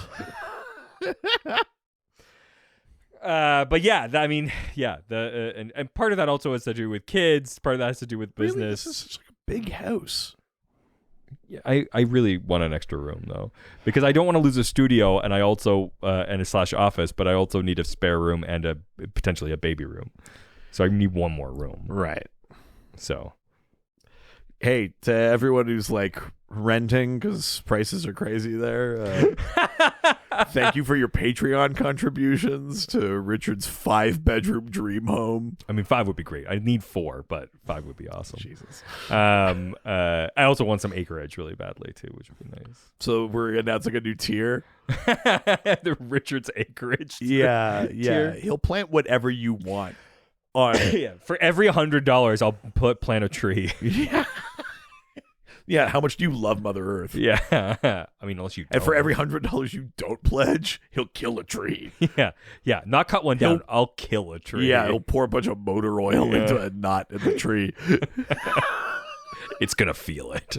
Jesus Christ. I'll make the fucking tree choke. Well, do you think we answered that question? Yeah, I said, I hope we do more things together, and you said, I hope I move. I didn't say I hope I move. So that was fun. I said Good question, Chris. Love it. Great. I didn't say I hope. We're all having the same amount of fun here. Yeah, I'm having a great time. All right, next question. We're leaving Twitter and heading over to Instagram. Now we're going to take some questions and answer them. First question comes from, hey, it's the real Josh Gill. Sexy Gill. That's right. You can't deny that. No, I would never deny a friendship that means so much to me. I wouldn't jeopardize that. Jeopardize? Petty, trivial, like an extra room. But that's everything. Oh my God. I'd fucking get rid of you for a second for another room. Oh, Jesus. Oh. You think you could stack up to an extra room? I'm sorry. I'm so sorry. Fucking know your role. Know your place. I'm sorry, sir. That's right. The real Josh Gill asks, put together a Suicide Squad consisting of Oh, sorry. Okay. Finish the question, yeah. Suicide Squad. Oh, yeah. Consisting of yourselves and the residents. Oh. Who is Waller? Who is the field leader? Who is the legit good guy / girl? Who is stuck on the team? Right. I think we need Bruno to be Waller. Yeah, I mean, yes. Because he has the sort of like callous, no-nonsense attitude that would like explode one of our heads if we went off mission. Sure. I think I think that's important to have Bruno with the key. Yes. I think the legit good guy who's stuck on the team is Josh. Oh, I was going to say Dave, but Oh, Dave. Yeah. How did he end up on the Suicide Squad? Yeah. You're right. Oh, Dave, I'm so sorry. I feel like, Richard, you're our Captain Boomerang. What? You're our dirtbag. What? I'm not a dirt. You're the sort of dirtbag that would throw a friendship away for another room. Oh my God. I was going to say, I think that Stump is the Boomerang. Captain Boomerang. That's pretty funny. I enjoy that. Yeah. Who else would be on our Suicide Squad? I guess I'm sort of along for the ride. I could see myself being a sort of King Shark type. I don't know. King Shark's a little like Nom nom? simple for you. Nom nom? Yeah, you're big, but I don't think you're right. Sorry, So then, who do you think? What kind of role am I on this thing? You're like the like Idris's role. Really? Yeah. Oh, thank you. You're kind of like the secret leader, but like no, you don't I'm not want to accept officially it. the Yeah. leader, but I do like have opinions and eventually. Yeah. That does sound like me. Yeah. Yeah, sure. I think I'm the Harley. Really? I'm a bit chaotic, but I'm lots of fun and people want to keep me around. But I'm always sort of like off doing my own thing, and then I join the team when I feel like it. Sure. And who else would we throw in there? I think we need I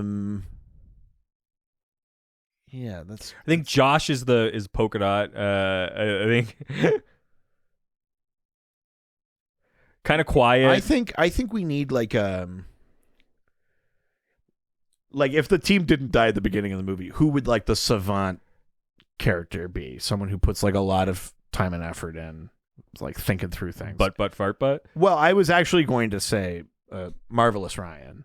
Oh, sure. You know, he does the Doxners. Sure. Throw him in there. I think we could I think we could throw lovely Mrs. Long in there. Yeah. I think that King Shark can be Yokro. I like that. Yokro has like strong chaos energy. Yeah. I appreciate that. Yeah, there you go. I don't know what our mission is. I mean, but there you go, baby. So what? We're some kind of Suicide Squad. All right. Next question comes from Madhuzuthan.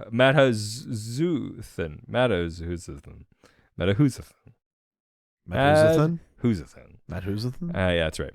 Who asks, if you could take one comic/trade from the other's collection, which ones would it be and why? Oh, interesting.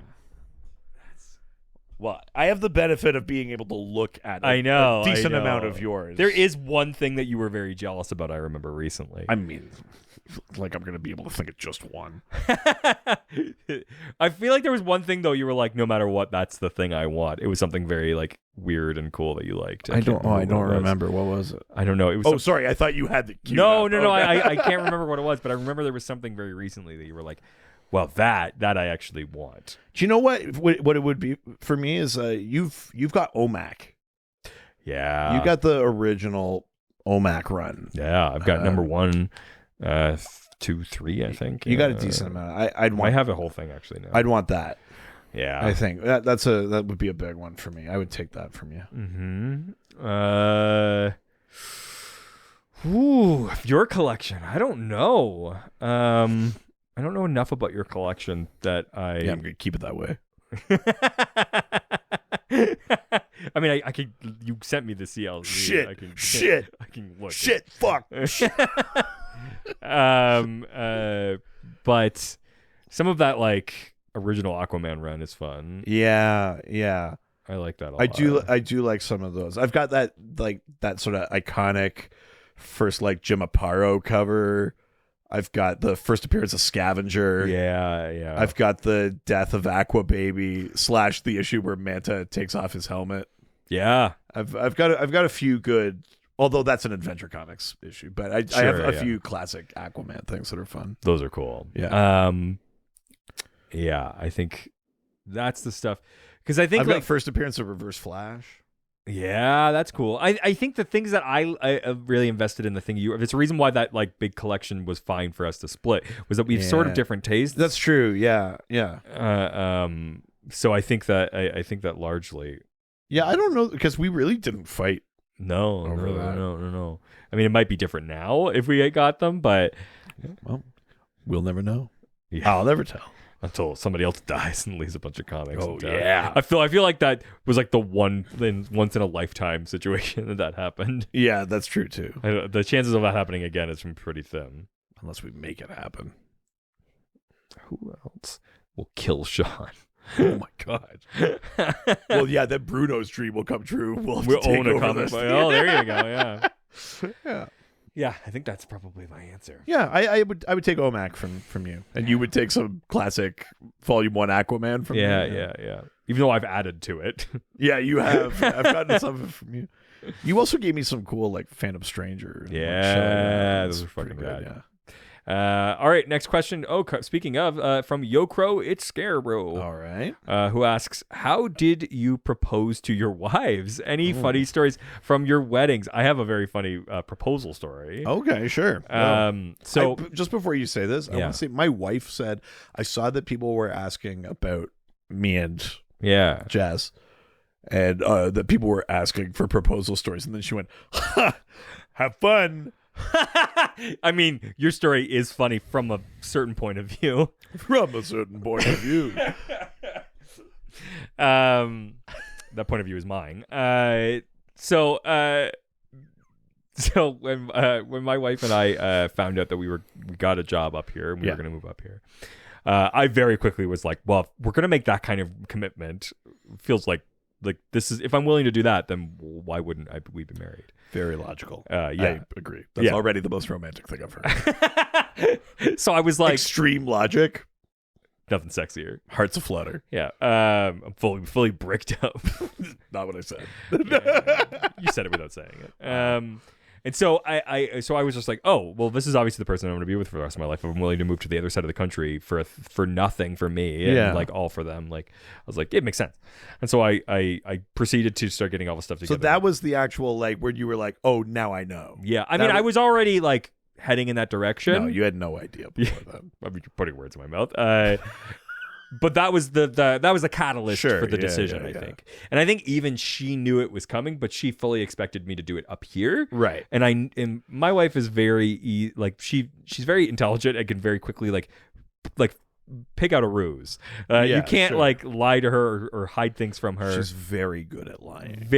Yes, Weird but also thing to like say, very like has a really good like detection. Well, that's what I mean. Yes. So it takes one to know one rules. I mean, I don't know if that necessarily has to be the case though, but you'll never know. She was weird, hurtful. So I knew that she was going to figure that out, and so I was like, I have to move quick, right? And because I was like asking for like trying to get ring sizes and stuff, which is never very easy. Yeah, that's always tricky.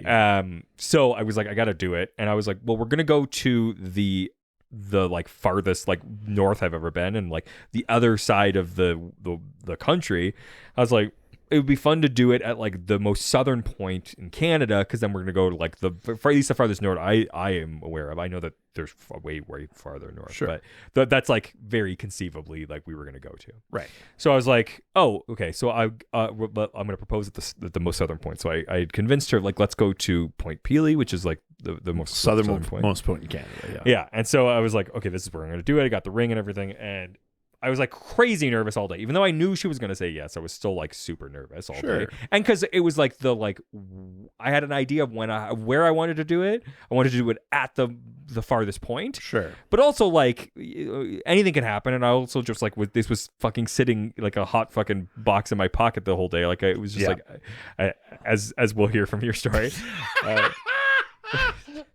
So I was like, I really want to do this, and so the whole, and also like I don't want to like lose out an opportunity because there's something built in my head. So if like something else happens while we're there, I don't want to like let go of that opportunity. It's like if it presents itself before, I want to be prepared for it. Right? Yes. Go with the flow. Yeah, love that. And so I'm just like waiting to try to like see if it happens, and like finding all these like moments, and I'm like, is this no, it's not. Yeah. And so then we finally are keep like pointing at stuff shaped like circles. How about this? Hey, what do you think about that? Any thoughts? Yeah. Those birds are pretty close to each other. What do you think about marriage? Yeah. But I want you to be my bird. Yeah. Hey, forever, baby. And so we ended up finally at the actual point. And there was a ton of like people there, and like largely all of them proposing. No, that would be very funny. There was like an entire busload of Japanese tourists. Love that. And we're at the point, and my wife is just like, we've got the dog, we've got our one dog at the time, that's all we had. It was like she was very much focusing on the dog, and like the dog was trying to like play in the water, and she's like super focusing. And this is when I start to try to like go in. I'm like, we're here, I got to start doing it. Yeah. And so Webster's defines. Yeah. Well, I start just like going. I didn't actually have a speech. I was sort of like, freewheel it. Yeah, baby. I know the rough points that I wanted. Hell yeah, that's my boy. So I start like going into like, hey, we're making this big decision in our life, and my wife is like fully not paying attention. But I'm like, I can't be like, hey, come here, because I'm trying to like make it naturally happen. Yeah. So I start going into this whole speech about just like, we're doing this huge change in our lives, and we're going to go across the country together, and like I've been with you this long, and all this stuff about like how much I love her and all these things, and she's fully not paying attention. That it sounds exactly like your relationship. Yeah, and then I start getting down on one knee, and you just suddenly start hearing all these like Japanese voices like picking up. I'm not gonna do an impression. You can assume. Don't know what you mean. As I get down on one knee, you hear like a gong go. Yeah, but I like get down on one knee. And sort of the speech sort of ends, and I'm like, will you marry me? She's still walking away with the dog. Basically. And so I'm just sitting there quiet, and you hear a lot of murmurs voices. She realizes things have gotten weirdly quiet, and so she turns around, and I'm holding this thing out. Sure. And she's like, oh. And then she just like grabs the box out of my hand, and then just starts looking at it and turning away again. Like, oh, like this is a thing, not realizing that like, man, if I saw that on TikTok, I would be like, I'd be like, oh no. She's like looking at it, like picking up the ring, looking at it, like not answering the questions, and I'm just sitting there like in the dirty sand. Like, that's the worst. Waiting for a response, and she went, "Oh, yeah." We embraced and stuff like that. That's it was very all cute. It was all good. I do like that. There is one final piece of it, which is like she puts the ring on. We end up like back at her because we're staying at her mother's house at the time because we were about to leave, and so we had left our apartment and we'd been staying with her mom for a couple weeks, and we gotten back to the house and her mother's like in the backyard sitting at the porch, and Jessica walks out with her hand out and she goes, "Want to see a stupid thing that Richard did?" Is how she described it. That's very funny. Did you do the like? Talk to her mom before, not like ask permission, but like, did you give her mom like the heads up or anything? Not at all. Okay. Not a chance at all. But yeah, the wing, the ring is like the shape of like a rising sun because we were going to the place of the midnight sun, and we so yeah. So I proposed to my wife. She had moved up here. For a job by herself for a job, just a term kind of thing. Like it was like somebody was like on a it was like 8 or 9 months mat leave or something, wasn't it? Or no, it was like that thing that people do up here where they bank a bunch of extra. That it was like that shit, and then they go away for a long time. So she was covering for like 8 or 9 months, and she was gone, and I knew that I wanted to ask her. Yeah, and she flew back to Quebec. Well, flew back to Ontario. We drove to Quebec for a different friend's wedding. Sure. In October or something while she was away. It was like literally like I picked her up at the airport. We drove to the wedding. We drove back. I dropped her at the airport, and then she was back in the Yukon again. Yeah. But while we were at the wedding, I had a mutual friend of ours, Kelly McNeely, former guest of the show. Yep. I had her surreptitiously suss out the ring size. Smart. Because I'm smooth like that. Baby. Yeah, it was just wait. Yeah. Just so smooth. you wait. Famously smooth. And then I was coming up here at Christmas time to visit for a couple of weeks. And so I got a ring. It's the exact kind of ring that she wanted. Yeah. It was, like white gold. It had a big square cut blue sapphire. It had diamonds around and stuff. It's exactly the kind of thing that she wanted because she told me what she wanted. There was a period of time in our relationship where it was like, I guess that one looks pretty. Like, sure. You know my wife. Yes. So Becky's getting married, and I think her ring is. I did talk to her. I didn't ask because I don't believe in that, but I was like, I'm planning on doing this. I actually had Kelly there while I told them. BT like, dubs, this is what I'm doing. Yeah.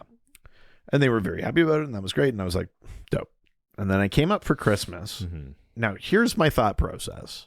I'm only up for a couple of weeks, and I don't want to spend too much of that time holding on to this thing because I want it to be like, I know she's going to say yes. I want us to enjoy that moment and celebrate. I want to have as much time in the celebrate of that as possible. So I don't want to be like 3 days in and like having a rotten time because I'm like shit because it's burning a hole or you know what I mean like that. So what you did was immediately plan a really romantic thing to do, right? So that you could do it. So what I did is she picks me up at the airport. I do not propose at the airport. It's way too public and I don't like people. Close enough though. And I have crazy stage fright. Yes. We get to the parking lot. Put bags in the trunk. I get in the car. She gets in the car. And while she's looking for her keys, I like awkwardly fumble in my pocket for the box. And then just kind of hold it to her because I can't kneel down. We're both in the car. Yes. So just turn, hold it to her. Will you marry me? And she was like, yes, but Jesus. That's so fucking funny. And then we immediately went to the Asian fusion place. Every time I hear that story, it makes me happy. Yeah, I mean, I'm not exactly a king of romance. I think the in my head, I was like, this is romantic. I don't want to wait. But instead of like planning something very immediately that you could do, like just driving to like a pretty how would I know? I've never been here. You could look it up. No. I know because she's the one driving. I can't be like, hey, can we go to looks at Google, look Miles Canyon or like whatever. And she'd be like, why? And I'd be like, no reason. But anyways. At any rate, yeah. So that happened. That's very funny. Goddamn, I love that. I don't have too many funny stories from the wedding, other than at one point, I went during the reception when people were dancing. I looked over and there was a guy in like head to toe like red cloak with a skull mask, and I was like, who the fuck is that? And I was like, is someone crashing our wedding? And then someone was like, oh no, that's Uncle Jimmy. Why was he dressed like he just always had costumes in his truck. He would just wear them for no reason. What? One time we saw him driving around Brantford. He was wearing an Elroy Blues mask, but not like as a joke to show us. He didn't know we pulled up next to him. He just drove around wearing. Is this like a family member or is this like a Bill's family? It's like a chosen family, like a childhood Bill's Mafia family, or no? Kind of, but it's more like childhood friend of my father-in-law sort of thing. That's crazy. Yeah, they're like, oh no, that's just Jimmy Gill. That's crazy. It's very funny. So we chose to do. We had a very, very, very small wedding. We only had two friends, and then the officiator, and then her husband were there. Were the only people that were there. We our officiant died in a car crash like a year or so after we got married. Oh my god! I know, isn't that horrible? Day to the same hour and day that they officiated the wedding. Yeah, so no one else can. Yeah, ours is special. So we still at that time had the one dog, and so we showed up because we had the wedding in the world's smallest desert. That's right. Which is in the Yukon, and it's like 20 minutes outside of town. Yeah. And we did it on summer solstice, so the longest day of the year, and we did it at midnight that day. That's cute. Which is very cute, and so it was like, yeah, still light out, even though it was midnight, which was very cool. But we showed up at like 10 o'clock or something for this wedding. And it was just us. Sorry. Also, my mother-in-law was there. Sorry, that was the one other person. Right. So my mother-in-law was there, and then we had our dog, who we just like left in the car. He was the witness. Yeah. She. Right, test, this wedding is regal. But what was really funny was we had gotten the dog and we were just gonna like check out the spot because it was basically this like peak, this like big sand dune that we were gonna do it on the top of, and so we were sort of like wandering around and we had never been there before. That was really the first time, and so we were like sort of walking around figuring out where we were gonna do it, and they just hear like what sounded like a pack of wolves like howling. Sure. We found out later that it was actually a mushing like camp. Oh sure. But we were like quick. Yeah. It was Get married now. Yeah, I know. It was very funny. So we threw the dog in the car. But yeah, so we did this at midnight, and we had like, I remember we had made like sandwiches for everybody. That's cute. Did it very like DIY, and so we had like, but we had these like all these coolers and everything, and we realized then I had to pull them through the sand about like maybe like a kilometer, which was a lot. And so we pull up to the top of this dune, and I didn't even have a suit jacket. Like I just had. It's very cute though. I like it. I like your wedding photos and stuff. I think it looks nice. It was very like, yeah, it was very deal. My boss at the time was my like was one of our guests and her husband. But yeah, it was very sweet because the officiator's husband, it like got cold at one point because it was warm. It was in the middle of June, like it was warm until like the sun finally started setting a little bit. Yeah, and the mountain breeze kicks in. Well, yeah, and so we started getting cold, and I remember the officiator's husband, and they're both like in their 70s. Yeah. He comes and gives me his coat, which is very gives you his coat. Yes, not your wife. No. Yeah. Which was very funny. That's very sweet. Yeah, and there was like little lanterns in the sand, and it was very sweet. But that's very cute. But yeah, so our goal is to like in our 10-year anniversary, we're gonna go to the world's largest desert and like redo our Gobi. house. Yeah, I can't remember which one it is. The Sahara, I guess. I think it is the Sahara. Sure. But yeah, so that was our wedding. You're gonna have a bunch of Bedouins bring you up to the tallest dune. It was funny because the officiator kept wanting to be like, do you want me to like get somebody to play music? And we're like, no. Like I think the total cost we paid for our entire wedding, including all of the paperwork and everything, was like $2,000. Nice. Yeah. It was like nothing. Our wedding was large. I mean, yeah, no surprise. We paid for a decent amount of it. We paid for all our friends and my family. Yeah. And then my wife's folks paid for their family because they were like, the family is large, and they were like, these people need to be there, and that was their contribution. Sure, yeah. Put in for that, and then so it was bigger than we would have done, but it was like, if you're paying for it, sure, yeah. Invite whoever you want. Yeah. Did you do an open bar? Yeah. I mean, obviously. Yeah. We did it at Carmen's in Hamilton. Oh yeah, it was great.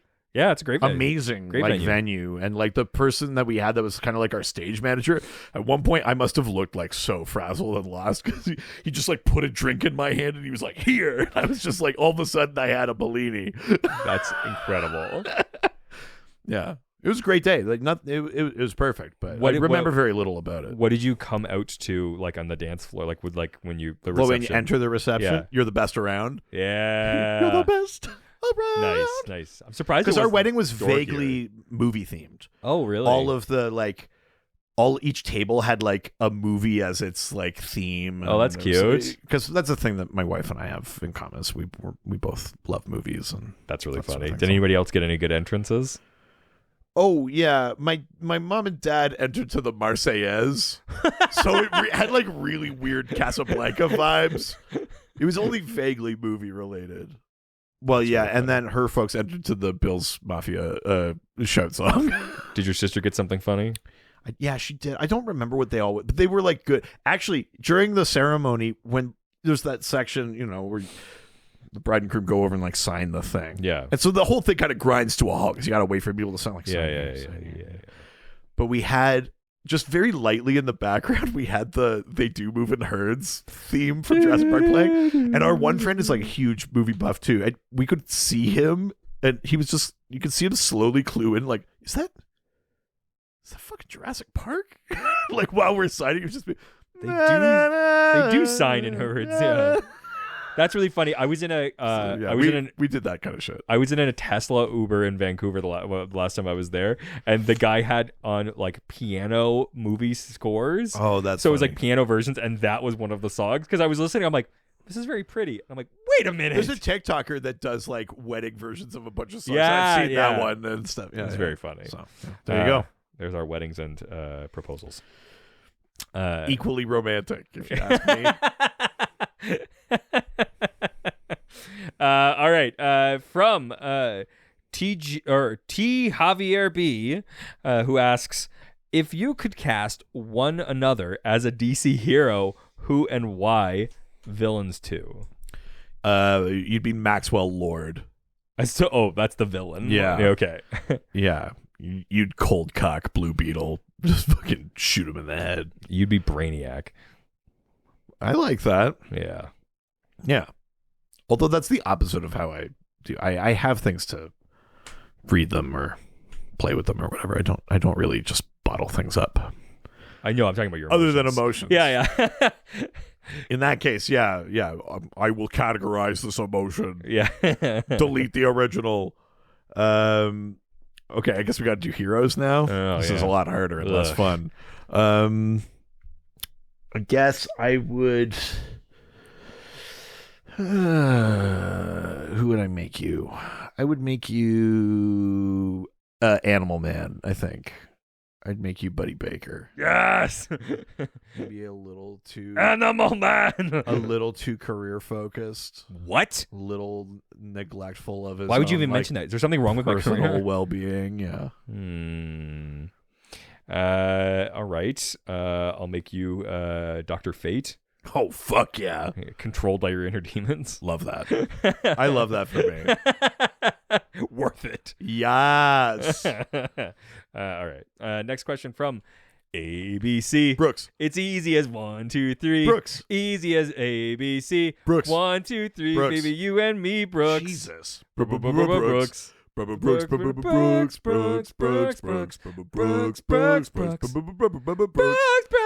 Did you forget that Do Re Mi is a part of it? ABC Brooks asks, can we get an appearance by Mrs. DC and producer Jess? No. I really liked hearing them with y'all on the annual number 2. Keep up the great work, guys. I think they enjoy that we do this. Their favorite part of this is that we do is that we are the ones doing yeah, it. Yeah.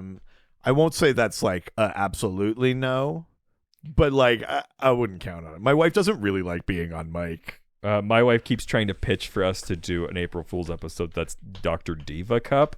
That's all about menstruation. So if you guys want that, that's how you can get it. I'm all for that. Next question from Dan Hummer. Ooh, give her the old Dan Hummer. 97. Ooh. It's hopefully not the year they were born. Oh, no. Only 10. It's only 10 years. 2007. It's only 10. It's only 20. They'd be 25. 7. Really, the math shouldn't be this hard. Hang on. So 10 years. 2007. 2017, that's 20. And then they'd be 25, yeah. I hope that was a joke. Yes. I definitely the first time went 2007. 2027. Oh my God. That's a whole chunk. And I was like, why is Richard doing this? Why would he do this? It's not going to add up to 18. I was like, Jesus. Who asks, who are your favorite Valiant characters? Oh, yeah. Shining Knight, he's very valiant. I mean, to be honest, it's not necessarily that I read a ton of them, but they're the ones that I was sort of maybe like first exposed to when I was like writing for Broken Frontier and stuff like that. Sure. I really like Exo Manowar. I love the premise that like a guy from, like the Middle Ages or earlier is like abducted by aliens, and when he comes back it's the 21st century, so he's like out of time even on his own planet. Sure, but he also has this alien technology and stuff like that. I always kind of liked I liked that. Exo Manowar's way up there for me. I like Shadow Man a lot. I like that it's sort of like the kind of the voodoo and with the Loa and all that kind of stuff. Like I enjoy that shit. I like Ray more than I like Bloodshot. The characters are connected, but Ray is from 41st century Japan. Cool. And he's like a synthetic, basically like samurai superhero. Wow. It's kind of amazing. That's cool. I like that. Yeah. There was a Matt Clayton Crane Ray series that was just starting when I was writing at Broken Frontier, and I really enjoyed the look of that one, so that always stuck out for me. Yeah. Harbinger is kind of cool, but it was weird because I think I had seen the show The Tomorrow People first, and then I was like, is the Tomorrow People stealing from Harbinger, or is Harbinger stealing from the original Tomorrow People show from like way earlier? Because there's a sort of similar vibe between those things. But yeah, I don't know. Yeah. All right. Next question comes because I don't know fucking Valiant. I don't know. Bloodshot? You didn't see the Vin Diesel movie? Nope. Next question comes from Multi Sanchez. That's right. Who asks, what are your predictions for the Dr. DC podcast in the 853rd century? Oh, Jesus. Have legacy versions of yourself taken over by then, or is the show now run by a Brother Eye type AI? Yeah, this is the DC 1 million thing. Yeah, I mean, I think, hashtag last year of the podcast. Yeah, so. But yeah, I think like ideally, whatever AI program they use to get James Earl Jones's voice into Obi-Wan Kenobi, it'll be the audio equivalent of that weird thing that people are where you can ask it to find images of anything and it makes them. Oh, you seen that thing? No. It's called like Dolly or something, but you could be like Shrek waiting in line at Wendy's, and it'll find like it'll composite images together. It's a really like weird, grotesque and weird AI thing that's out there. I like that. But I think it'll be the audio equivalent of that. Is they'll be like, oh, they never made an episode about the Forever People. You'd be like, Dr. DC episode about the Forever People, and an AI would assemble. Oh my God. Using existing footage and like extrapolating our opinions and voices about other things about Kirby, about other things about the New Gods and stuff like that, and it would like basically interpret and assume what our episode about the Forever People would have been. The bad part is that it'd be better than when we did it. But it also would try to still make like cum jokes and stuff. Yeah. That would be the bit where the AI really falls down. Yeah. Unless by the 853rd century, the AIs have learned how to cum. Oh my God. Which is ideal. That would really solve a lot of things for me. Jesus. All right, man. You'd be really helping me out, scientists, if you could figure that out. What scenario would require this? You don't want to know. Yeah, there you go. And then Elmer Fudd would then say, come. I love that you're thinking that by the 853rd century, it's still garbage. Still talking like this. Absolute garbage AI. And then I was like, oh my God, come. January 6th. January 6th. Jesus. Good Lord. Do you like that, Daddy? 85,000 years in the future, it's still making January 6th. I mean, that's kind of where we're at humor-wise, too. Just latch onto something and never let it go. Yeah, baby. Yeah. So if it was going to learn from us, well, shit. I think we're back around.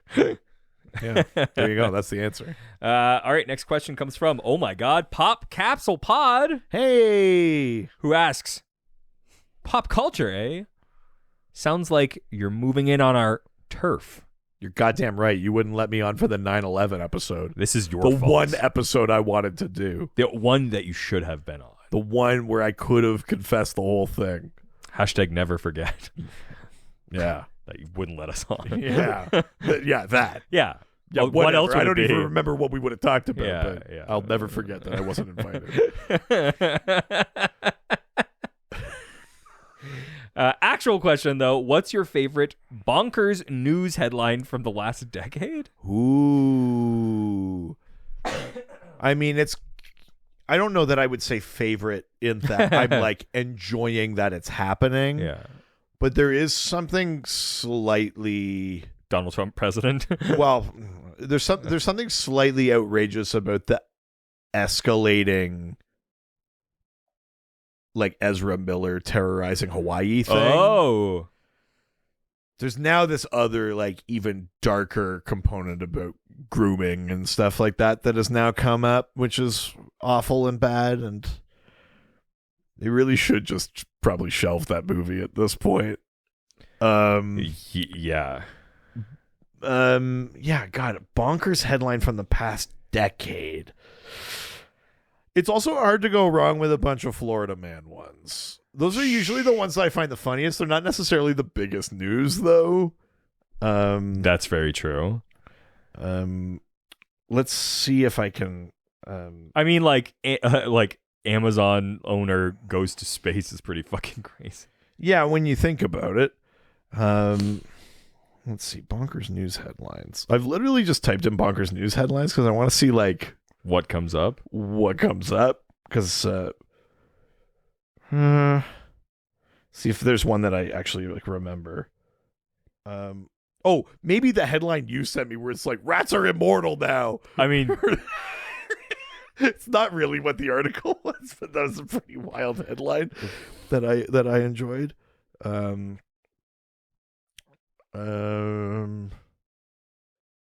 That's a tough one. Yeah, I think. Yeah, I don't know. I don't know if I can think of a specific headline, but obviously there must have been a bunch of bonkers ones during the. Do you know what it is? It's not the headline, but it was the thing that happened. Like the fucking Four Seasons Total Landscaping thing. Where they booked the press conference at the Four Seasons Total Landscape instead of the Four Seasons, and then just like tried to roll with it. That to me was really funny. A very funny thing in a very dark. Well, I mean the moment in the U.S. continues to be dark and keeps getting darker somehow, but that was like a brief moment of like just absolute hilarity for me. I fucking love that. Was great. That was. I think that's maybe that's what I'll go with. I think that's probably the best answer. I Yeah. think that I can think of besides reality television. There host was that becomes period of president. time where Rudy Giuliani couldn't keep out of headlines. There was that thing. Yeah. There was his hair dye running like Tobias Funke. There was Borat outing him as like a sexual predator. Imagine going back in time to the first Borat movie and telling someone that. I mean, yeah, because 15 years from now, Borat's niece will trick the former mayor of New York into putting his hands in his pants. a guy who at that time Actually, sorry, that's not true. She'll be in a room with him, and he will, of his own free will and volition, Yes. put his hands in his pants. Yes. Especially because at that time, the original Borat movie, I think he was seen as like a hero. Yeah, I mean, well, that's the joke I like from Oh Hello, which is that Rudy Giuliani is a hero because no one else was mayor that day. Yes. That's very funny. Yeah. It's got to be Four Seasons Total Landscaping. Yeah, without a doubt. All right. That means we are leaving Instagram and heading over to Reddit. Where everyone's nice and no one's ever mean. That's right. First question comes from Ghost with a Pen, who asks, Ghost with a Pen 15, am I right? Nice. What is one thing you wanted to add to the podcast, like more guests, segments, more call-in, etc.? Yeah. What would you want to add like more of to the show? Let's imagine you don't have the option to say I don't want to add anything. Oh, an end. Whoa. I mean, I definitely liked the games. They just take a lot of work. Yeah, they were fun, but yes, that was a lot of work. That's the thing, that like more segments is fun, but also like we were getting way more fan engagement, and that just made the shows longer and longer and longer. Yeah. And to a point where we were like, we can do very little. Yeah, Like, we that's need to true. mostly answer these because they're also piling up. And yeah. But yeah, I think like I like the guests, but I also don't like being beholden to having guests. I think it's one of the smart things we did with the show is like sometimes they show up, sometimes they don't. We don't require guests for the show to happen. I think it's an easy trap to fall into, and it's nice to not have to do that. Not Colin. Call-ins, you mean like people calling in? Then that's great. I'd love more of that. I don't know. That's what I want. I mean, I like it. I want to tell people specifically when we're recording? No, I meant like voicemails. Oh, sure. Yes, that I would love. Yeah, I'd love to get more doc phone. I want to make fun of the way you guys sound. Help me out. Bruno. Yeah. What about you? Oh, add more of. Man, that actually is kind of tricky.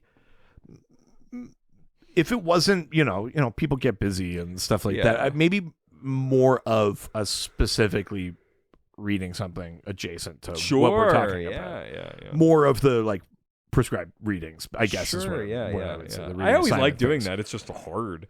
Yeah, and we don't always have the time, or like that. I have my kind of New Year's resolution has been to do a lot more reading as prep for episodes, and I have been doing that. But like sometimes I'm like, oh, this has become like actual work now. Yeah, and then I kind of have to go like, got to make sure I still like this. Yes, you know what I mean. So then I kind of step back a bit. But yeah, I guess probably something like that would be fun if it wasn't sometimes a bigger ask than we think it is. Yeah, for sure. Yeah, I agree with that. All right, let's go to the next question from Fat Moss. This is like Kate Moss's like cousin or something. Oh, what a mean name. Yeah, geez, Kate. Fuck. Fuck.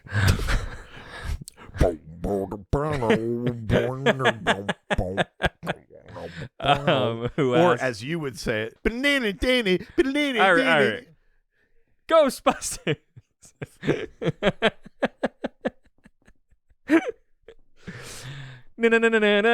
Insane. Who asks, if the two of you were trapped on an island, how long do you think you would wait before fucking? No, trying to eat each other. I mean, yeah, it's basically the same thing. Stealth attack or wait for the other to grow weak first, then strike. How would you cook the other? Pineapple on pizza? You said ask anything. Good question. We're stuck on an island. The like, I feel like the first sign of like us feeling stuck, you're like sharpening like your knife.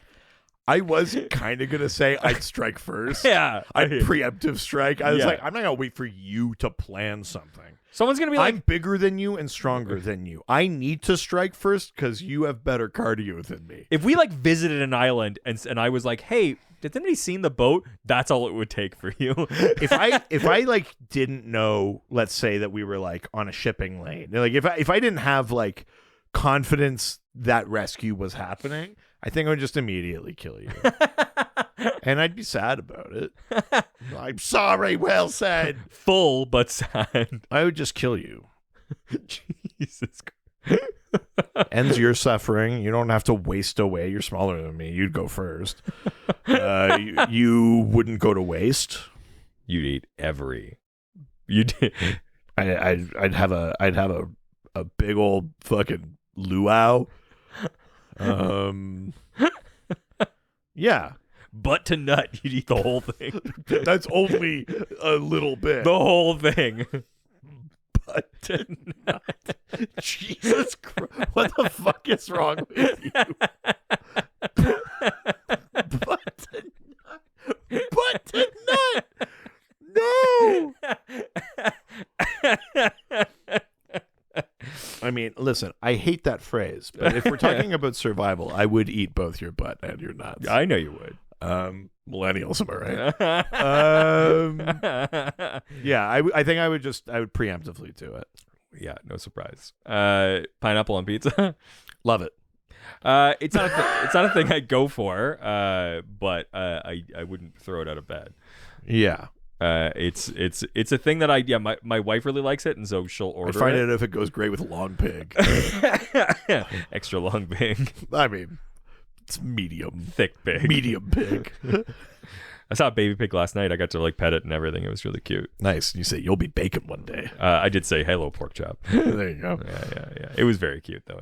Wait, what's your answer? We've already established what my island strategy is. What's your island strategy? I mean, I don't think I have a chance, but I think your only shot is to get me when I'm sleeping because I will not wake up. You probably wouldn't even have to kill me. You could just cut the meat off me and I wouldn't wake up. I was gonna say I'd give you my arm just so that you'd fill up enough to fall asleep, then I'd kill you. Wow, interesting. Yeah, I think Papa needs to eat. I think that's your shot.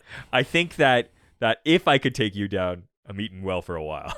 Oh yeah, I mean, eventually a boat will come by. Just statistically, yeah, I'm good. Yeah, long term. Got to be careful though that I don't get like bloat like when a whale washes up. Oh no! Fucking explode on the. Oh no! Yeah, there's my answer. Yeah. Let's leave Reddit. Dark question. Yep. And head on over to the Dockscord. Gotta go. We're going to the Dockscord. Hang the fuck on. Dockscord. Wait. Dockscord. Now. No shit. Now. No, fuck, I've already done that one. Think about TikTok songs. Ducks the scored and Ducks and scored. Ducks and on a score. Yep. In the Duck Scored. I'm a Duck Scored. Little Ducks and a scored. Ducks my score. There it is. Yeah. First question is from Only Just Dan again, who asks, rank your top 3 favorite acting performances. Oh shit. Doesn't need necessarily be best. Yeah. Means your favorites. Yeah. It's a little something that I like to call a gay chicken. And it happened in a theater program. I don't think he's asking of ours. I think he did not though. Yeah. No, that's not my favorite. Okay, if you're asking about my favorite performances I've given, that's not in there. No. There was no acting involved. Yeah, it's barely a performance. Let's just say there were no performance issues.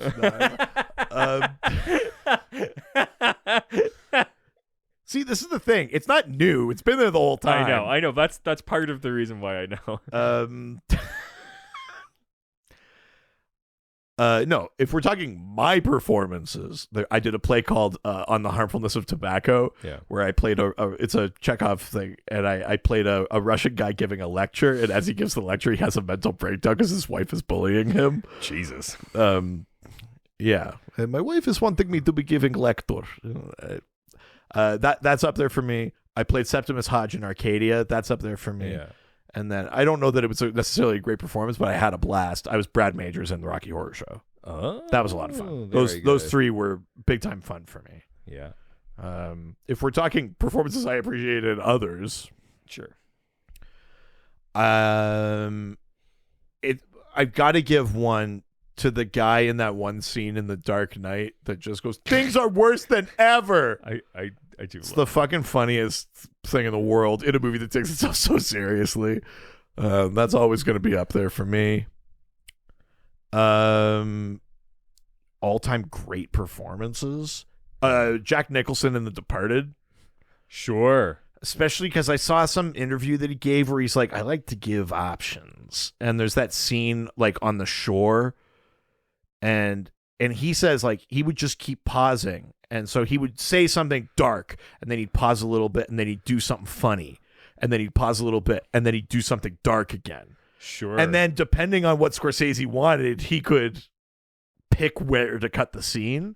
Yeah. And I think I love that approach. I loved him talking about it. I thought it was great. And so, yeah, Nicholson in The Departed.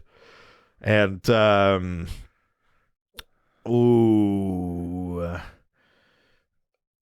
what would a third one be? Schwarzenegger and Jingle All the Way. Really? Put the cookie down. Those are your favorite. That's one of your favorites. Again, not best, but like ones that just bring me joy. I mean, Danny DeVito as the Penguin. That's way up there. We know that. I talk about it nonstop. Sure. Yeah.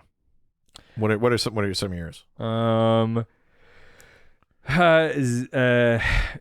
Sam Rockwell in Hitchhiker's Guide. Oh yeah, Zaphod Beeblebrox. He's great in that. Actually, on that note, Alan Rickman in as Marvin. Yeah, as the robot is great in that. I fucking love that so much. Oh, fucking Bill Nighy in Love Actually. Ugh. Yeah, so many great. It's so hard to pick best performances ever.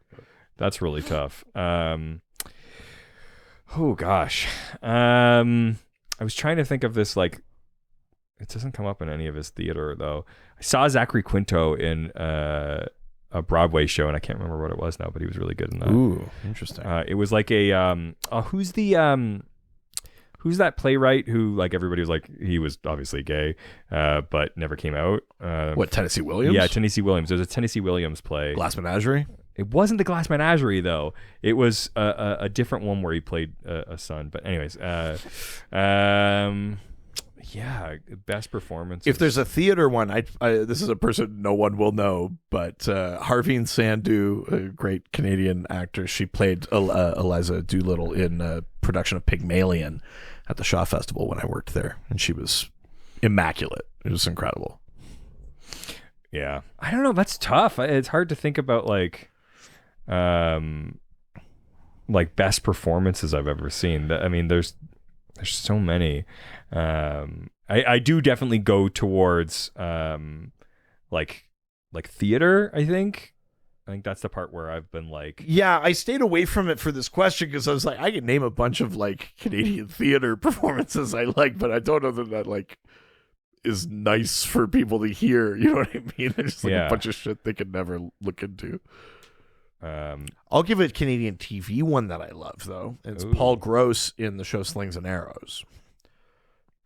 If you love theater, if you're interested in it, in the world of theater and that, find this show. It's called Slings and Arrows. There were 3 seasons. It's incredible Canadian TV. It's the entire cast are like people that my wife and I worked with at the Stratford Festival. Really? It's basically loosely based on like it's a takeoff of the Stratford Festival and like the personal drama behind the scenes and stuff like that. But it's extremely well written, very smart show, very, very funny. But Paul Gross in that is great. You know who I saw? I fucking wish that I could remember what all of these plays were called, but I saw Ron James, like Canadian comedian Ron James, in a performance at that theater in Toronto that's like in the Brewery District. Oh, at Soul Pepper? Yeah. It was like a very like famous. It wasn't like Waiting for Godot. I can't remember what it was, but anyways, you saw Ron James? Yeah. Him? Yeah. The one I would think of is the dad from Corner Gas did Billy Bishop Goes to War. No, there. It's not that though. It was okay. Ron James. Oh, weird.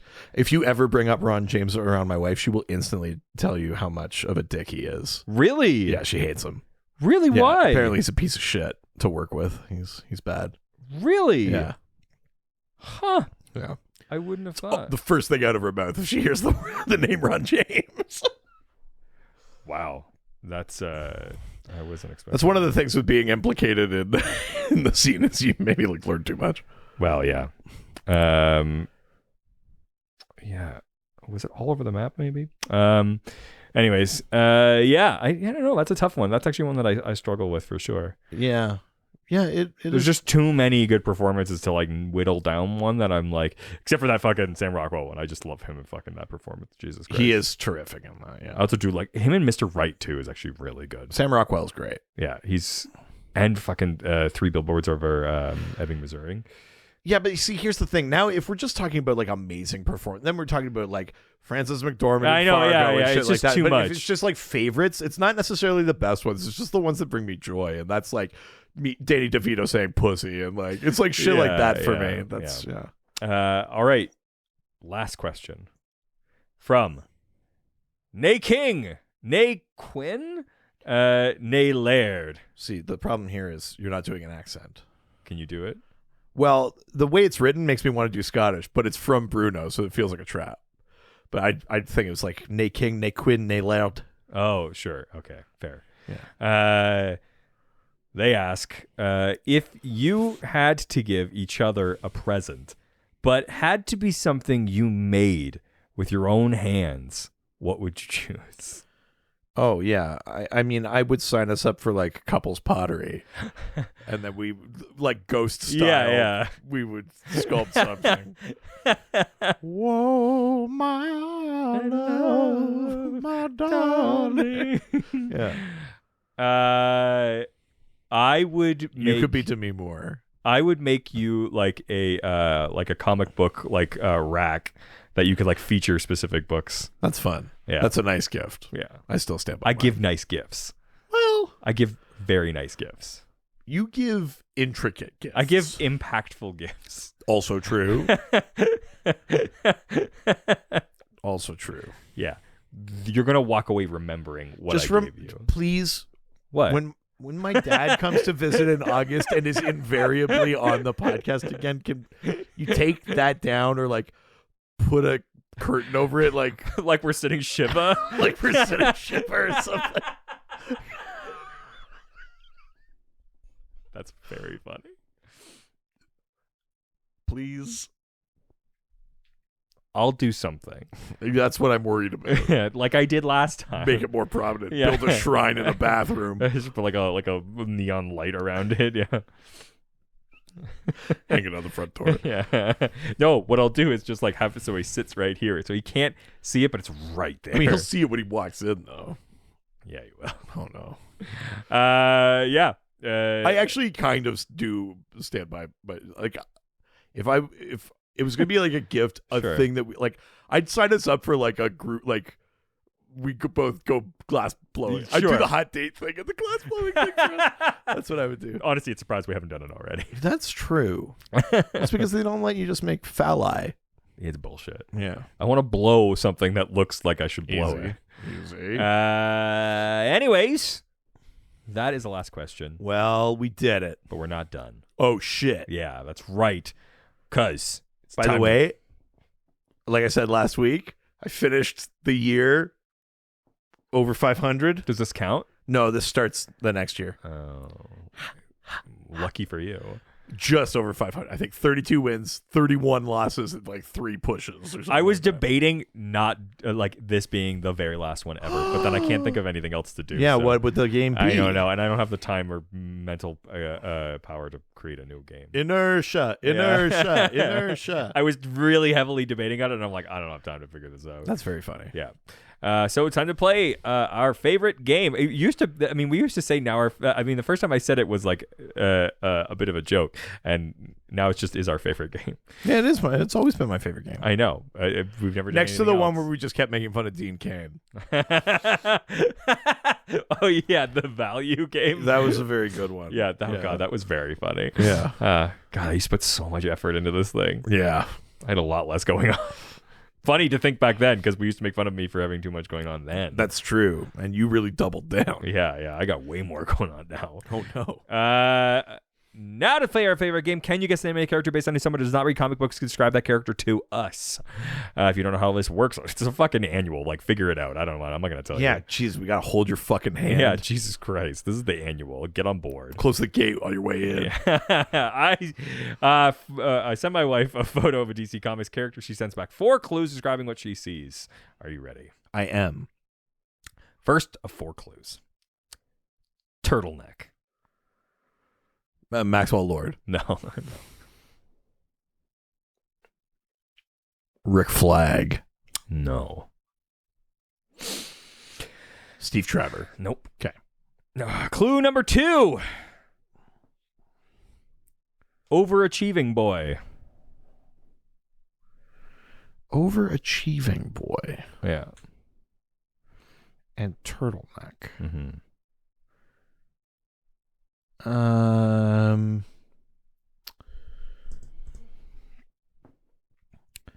Overachieving boy and turtleneck. Ultra boy. No. For some reason, I'm stuck in like a Legion thing. But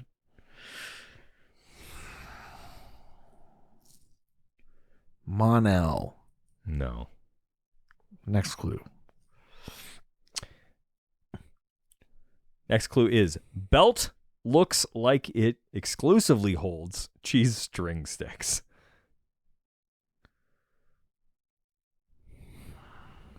Hang on. We got to back up. Back the fuck up here. Oh my God. Back the fuck up. I'm so sorry. Robin. No. Just had to be sure. It is the annual. Anything is possible. Yeah, it's our birthday, so I let us do annual.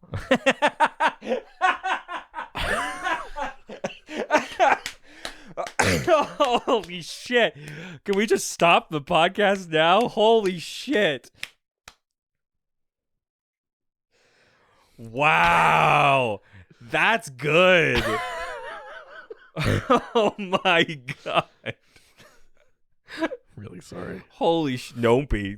That's your crowning achievement. I don't think you've peaked. That's the saddest thing you've ever said to me. No, it isn't. I'm sure. Let me tell you about my family. Oh no.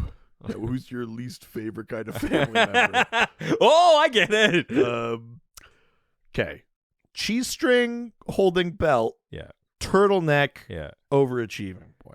Let me just also make sure it's not a turtle. Fastback. No. Okay. Overachieving boy. He's got to have like medals or something. How would you know he's overachieving? Or he's he's doing a lot of things.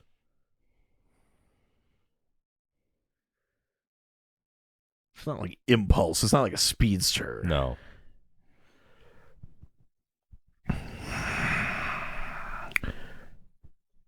You're giving me a sly smile, and that worries me that it's going to be like something real fucking obvious, and that bothers me a lot. That's not why. Last clue. Final clue. Terrible brown Boy Scout haircut.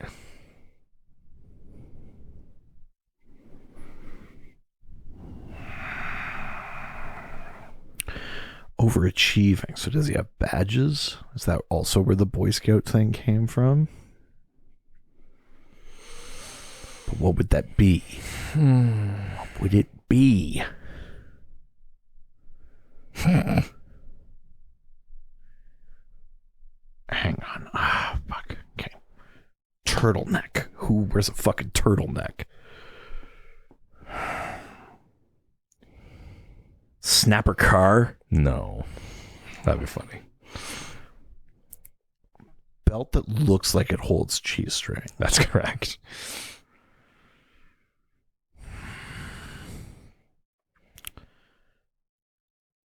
Boy Scout. Bad Boy Scout haircut. Mm-hmm.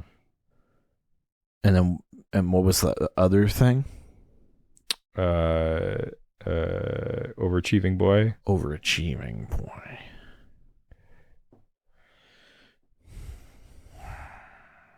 Hang on.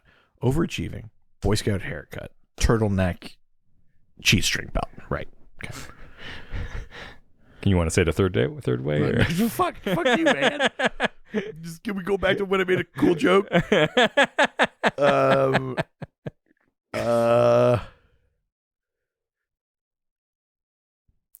And your smirk is because I should know who this is. No.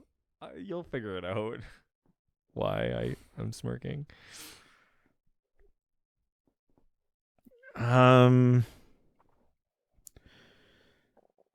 Jesus Christ. Who else wears a fucking turtleneck? Firestorm. That's not it. No. Bad Boy Scout haircut. Fuck. Fuck me. Fuck. I don't know. Bad way to start the year. Do you want to see a photo? I do. You were so close. Was I? Oh, piece of shit. It's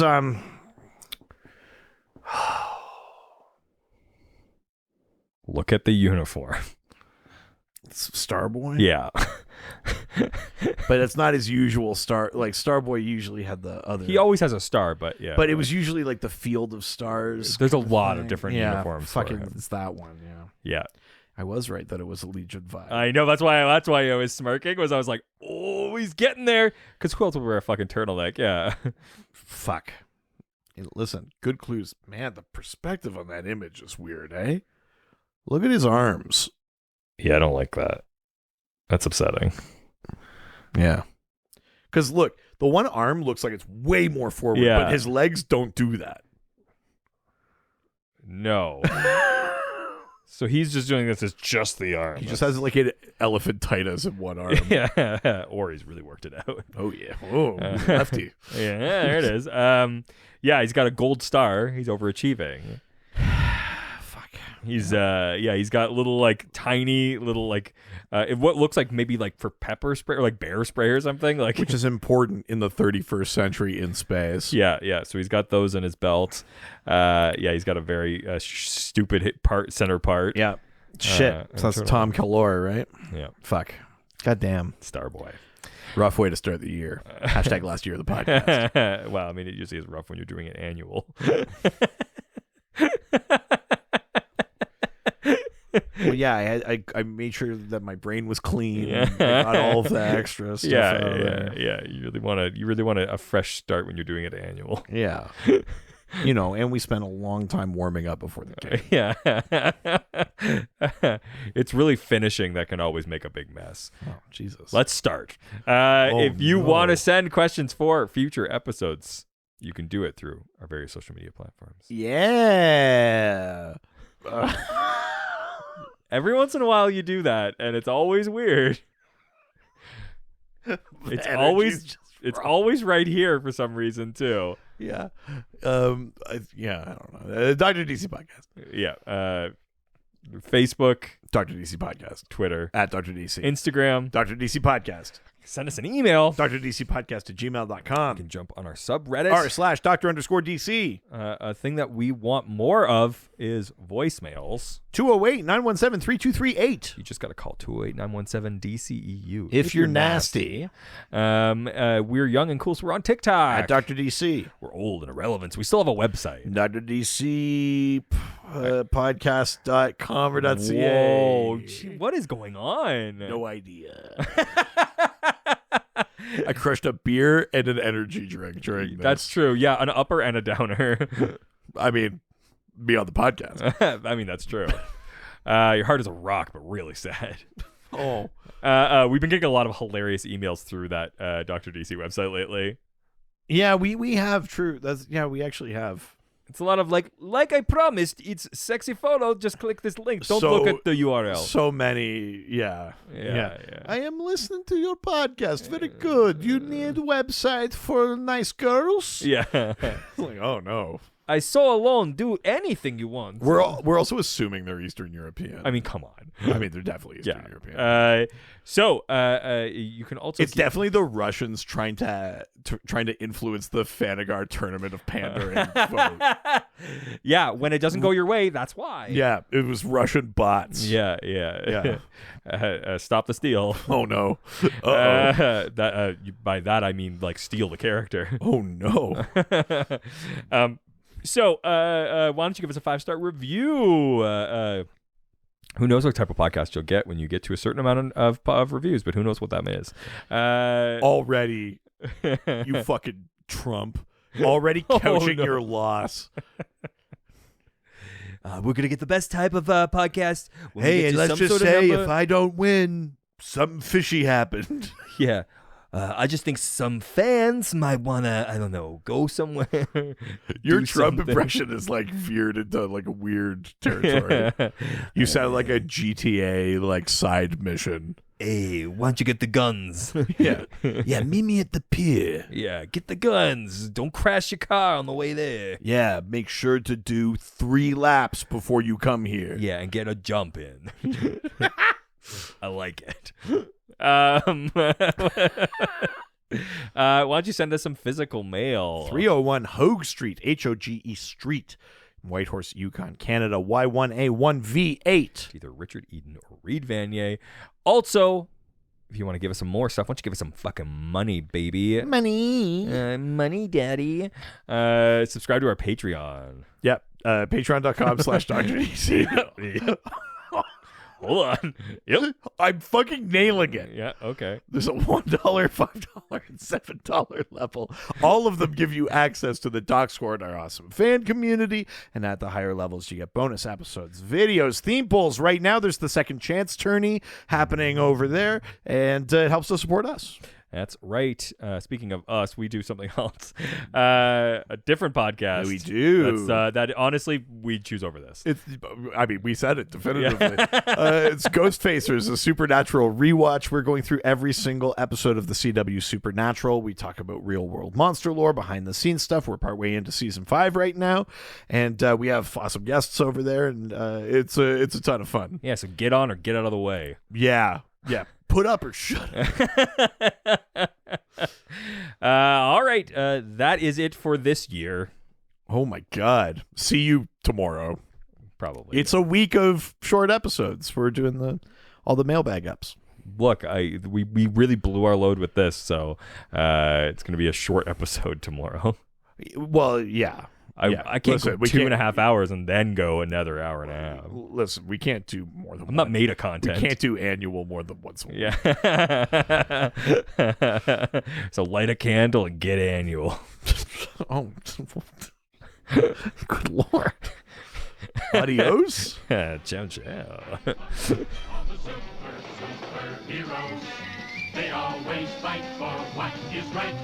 Live with danger and adventure. They are men of might. This was a Brain Freeze podcast. I don't even know what that means, but I'm pretty sure I'm offended. Welcome to the year 5. Oh, hell yeah.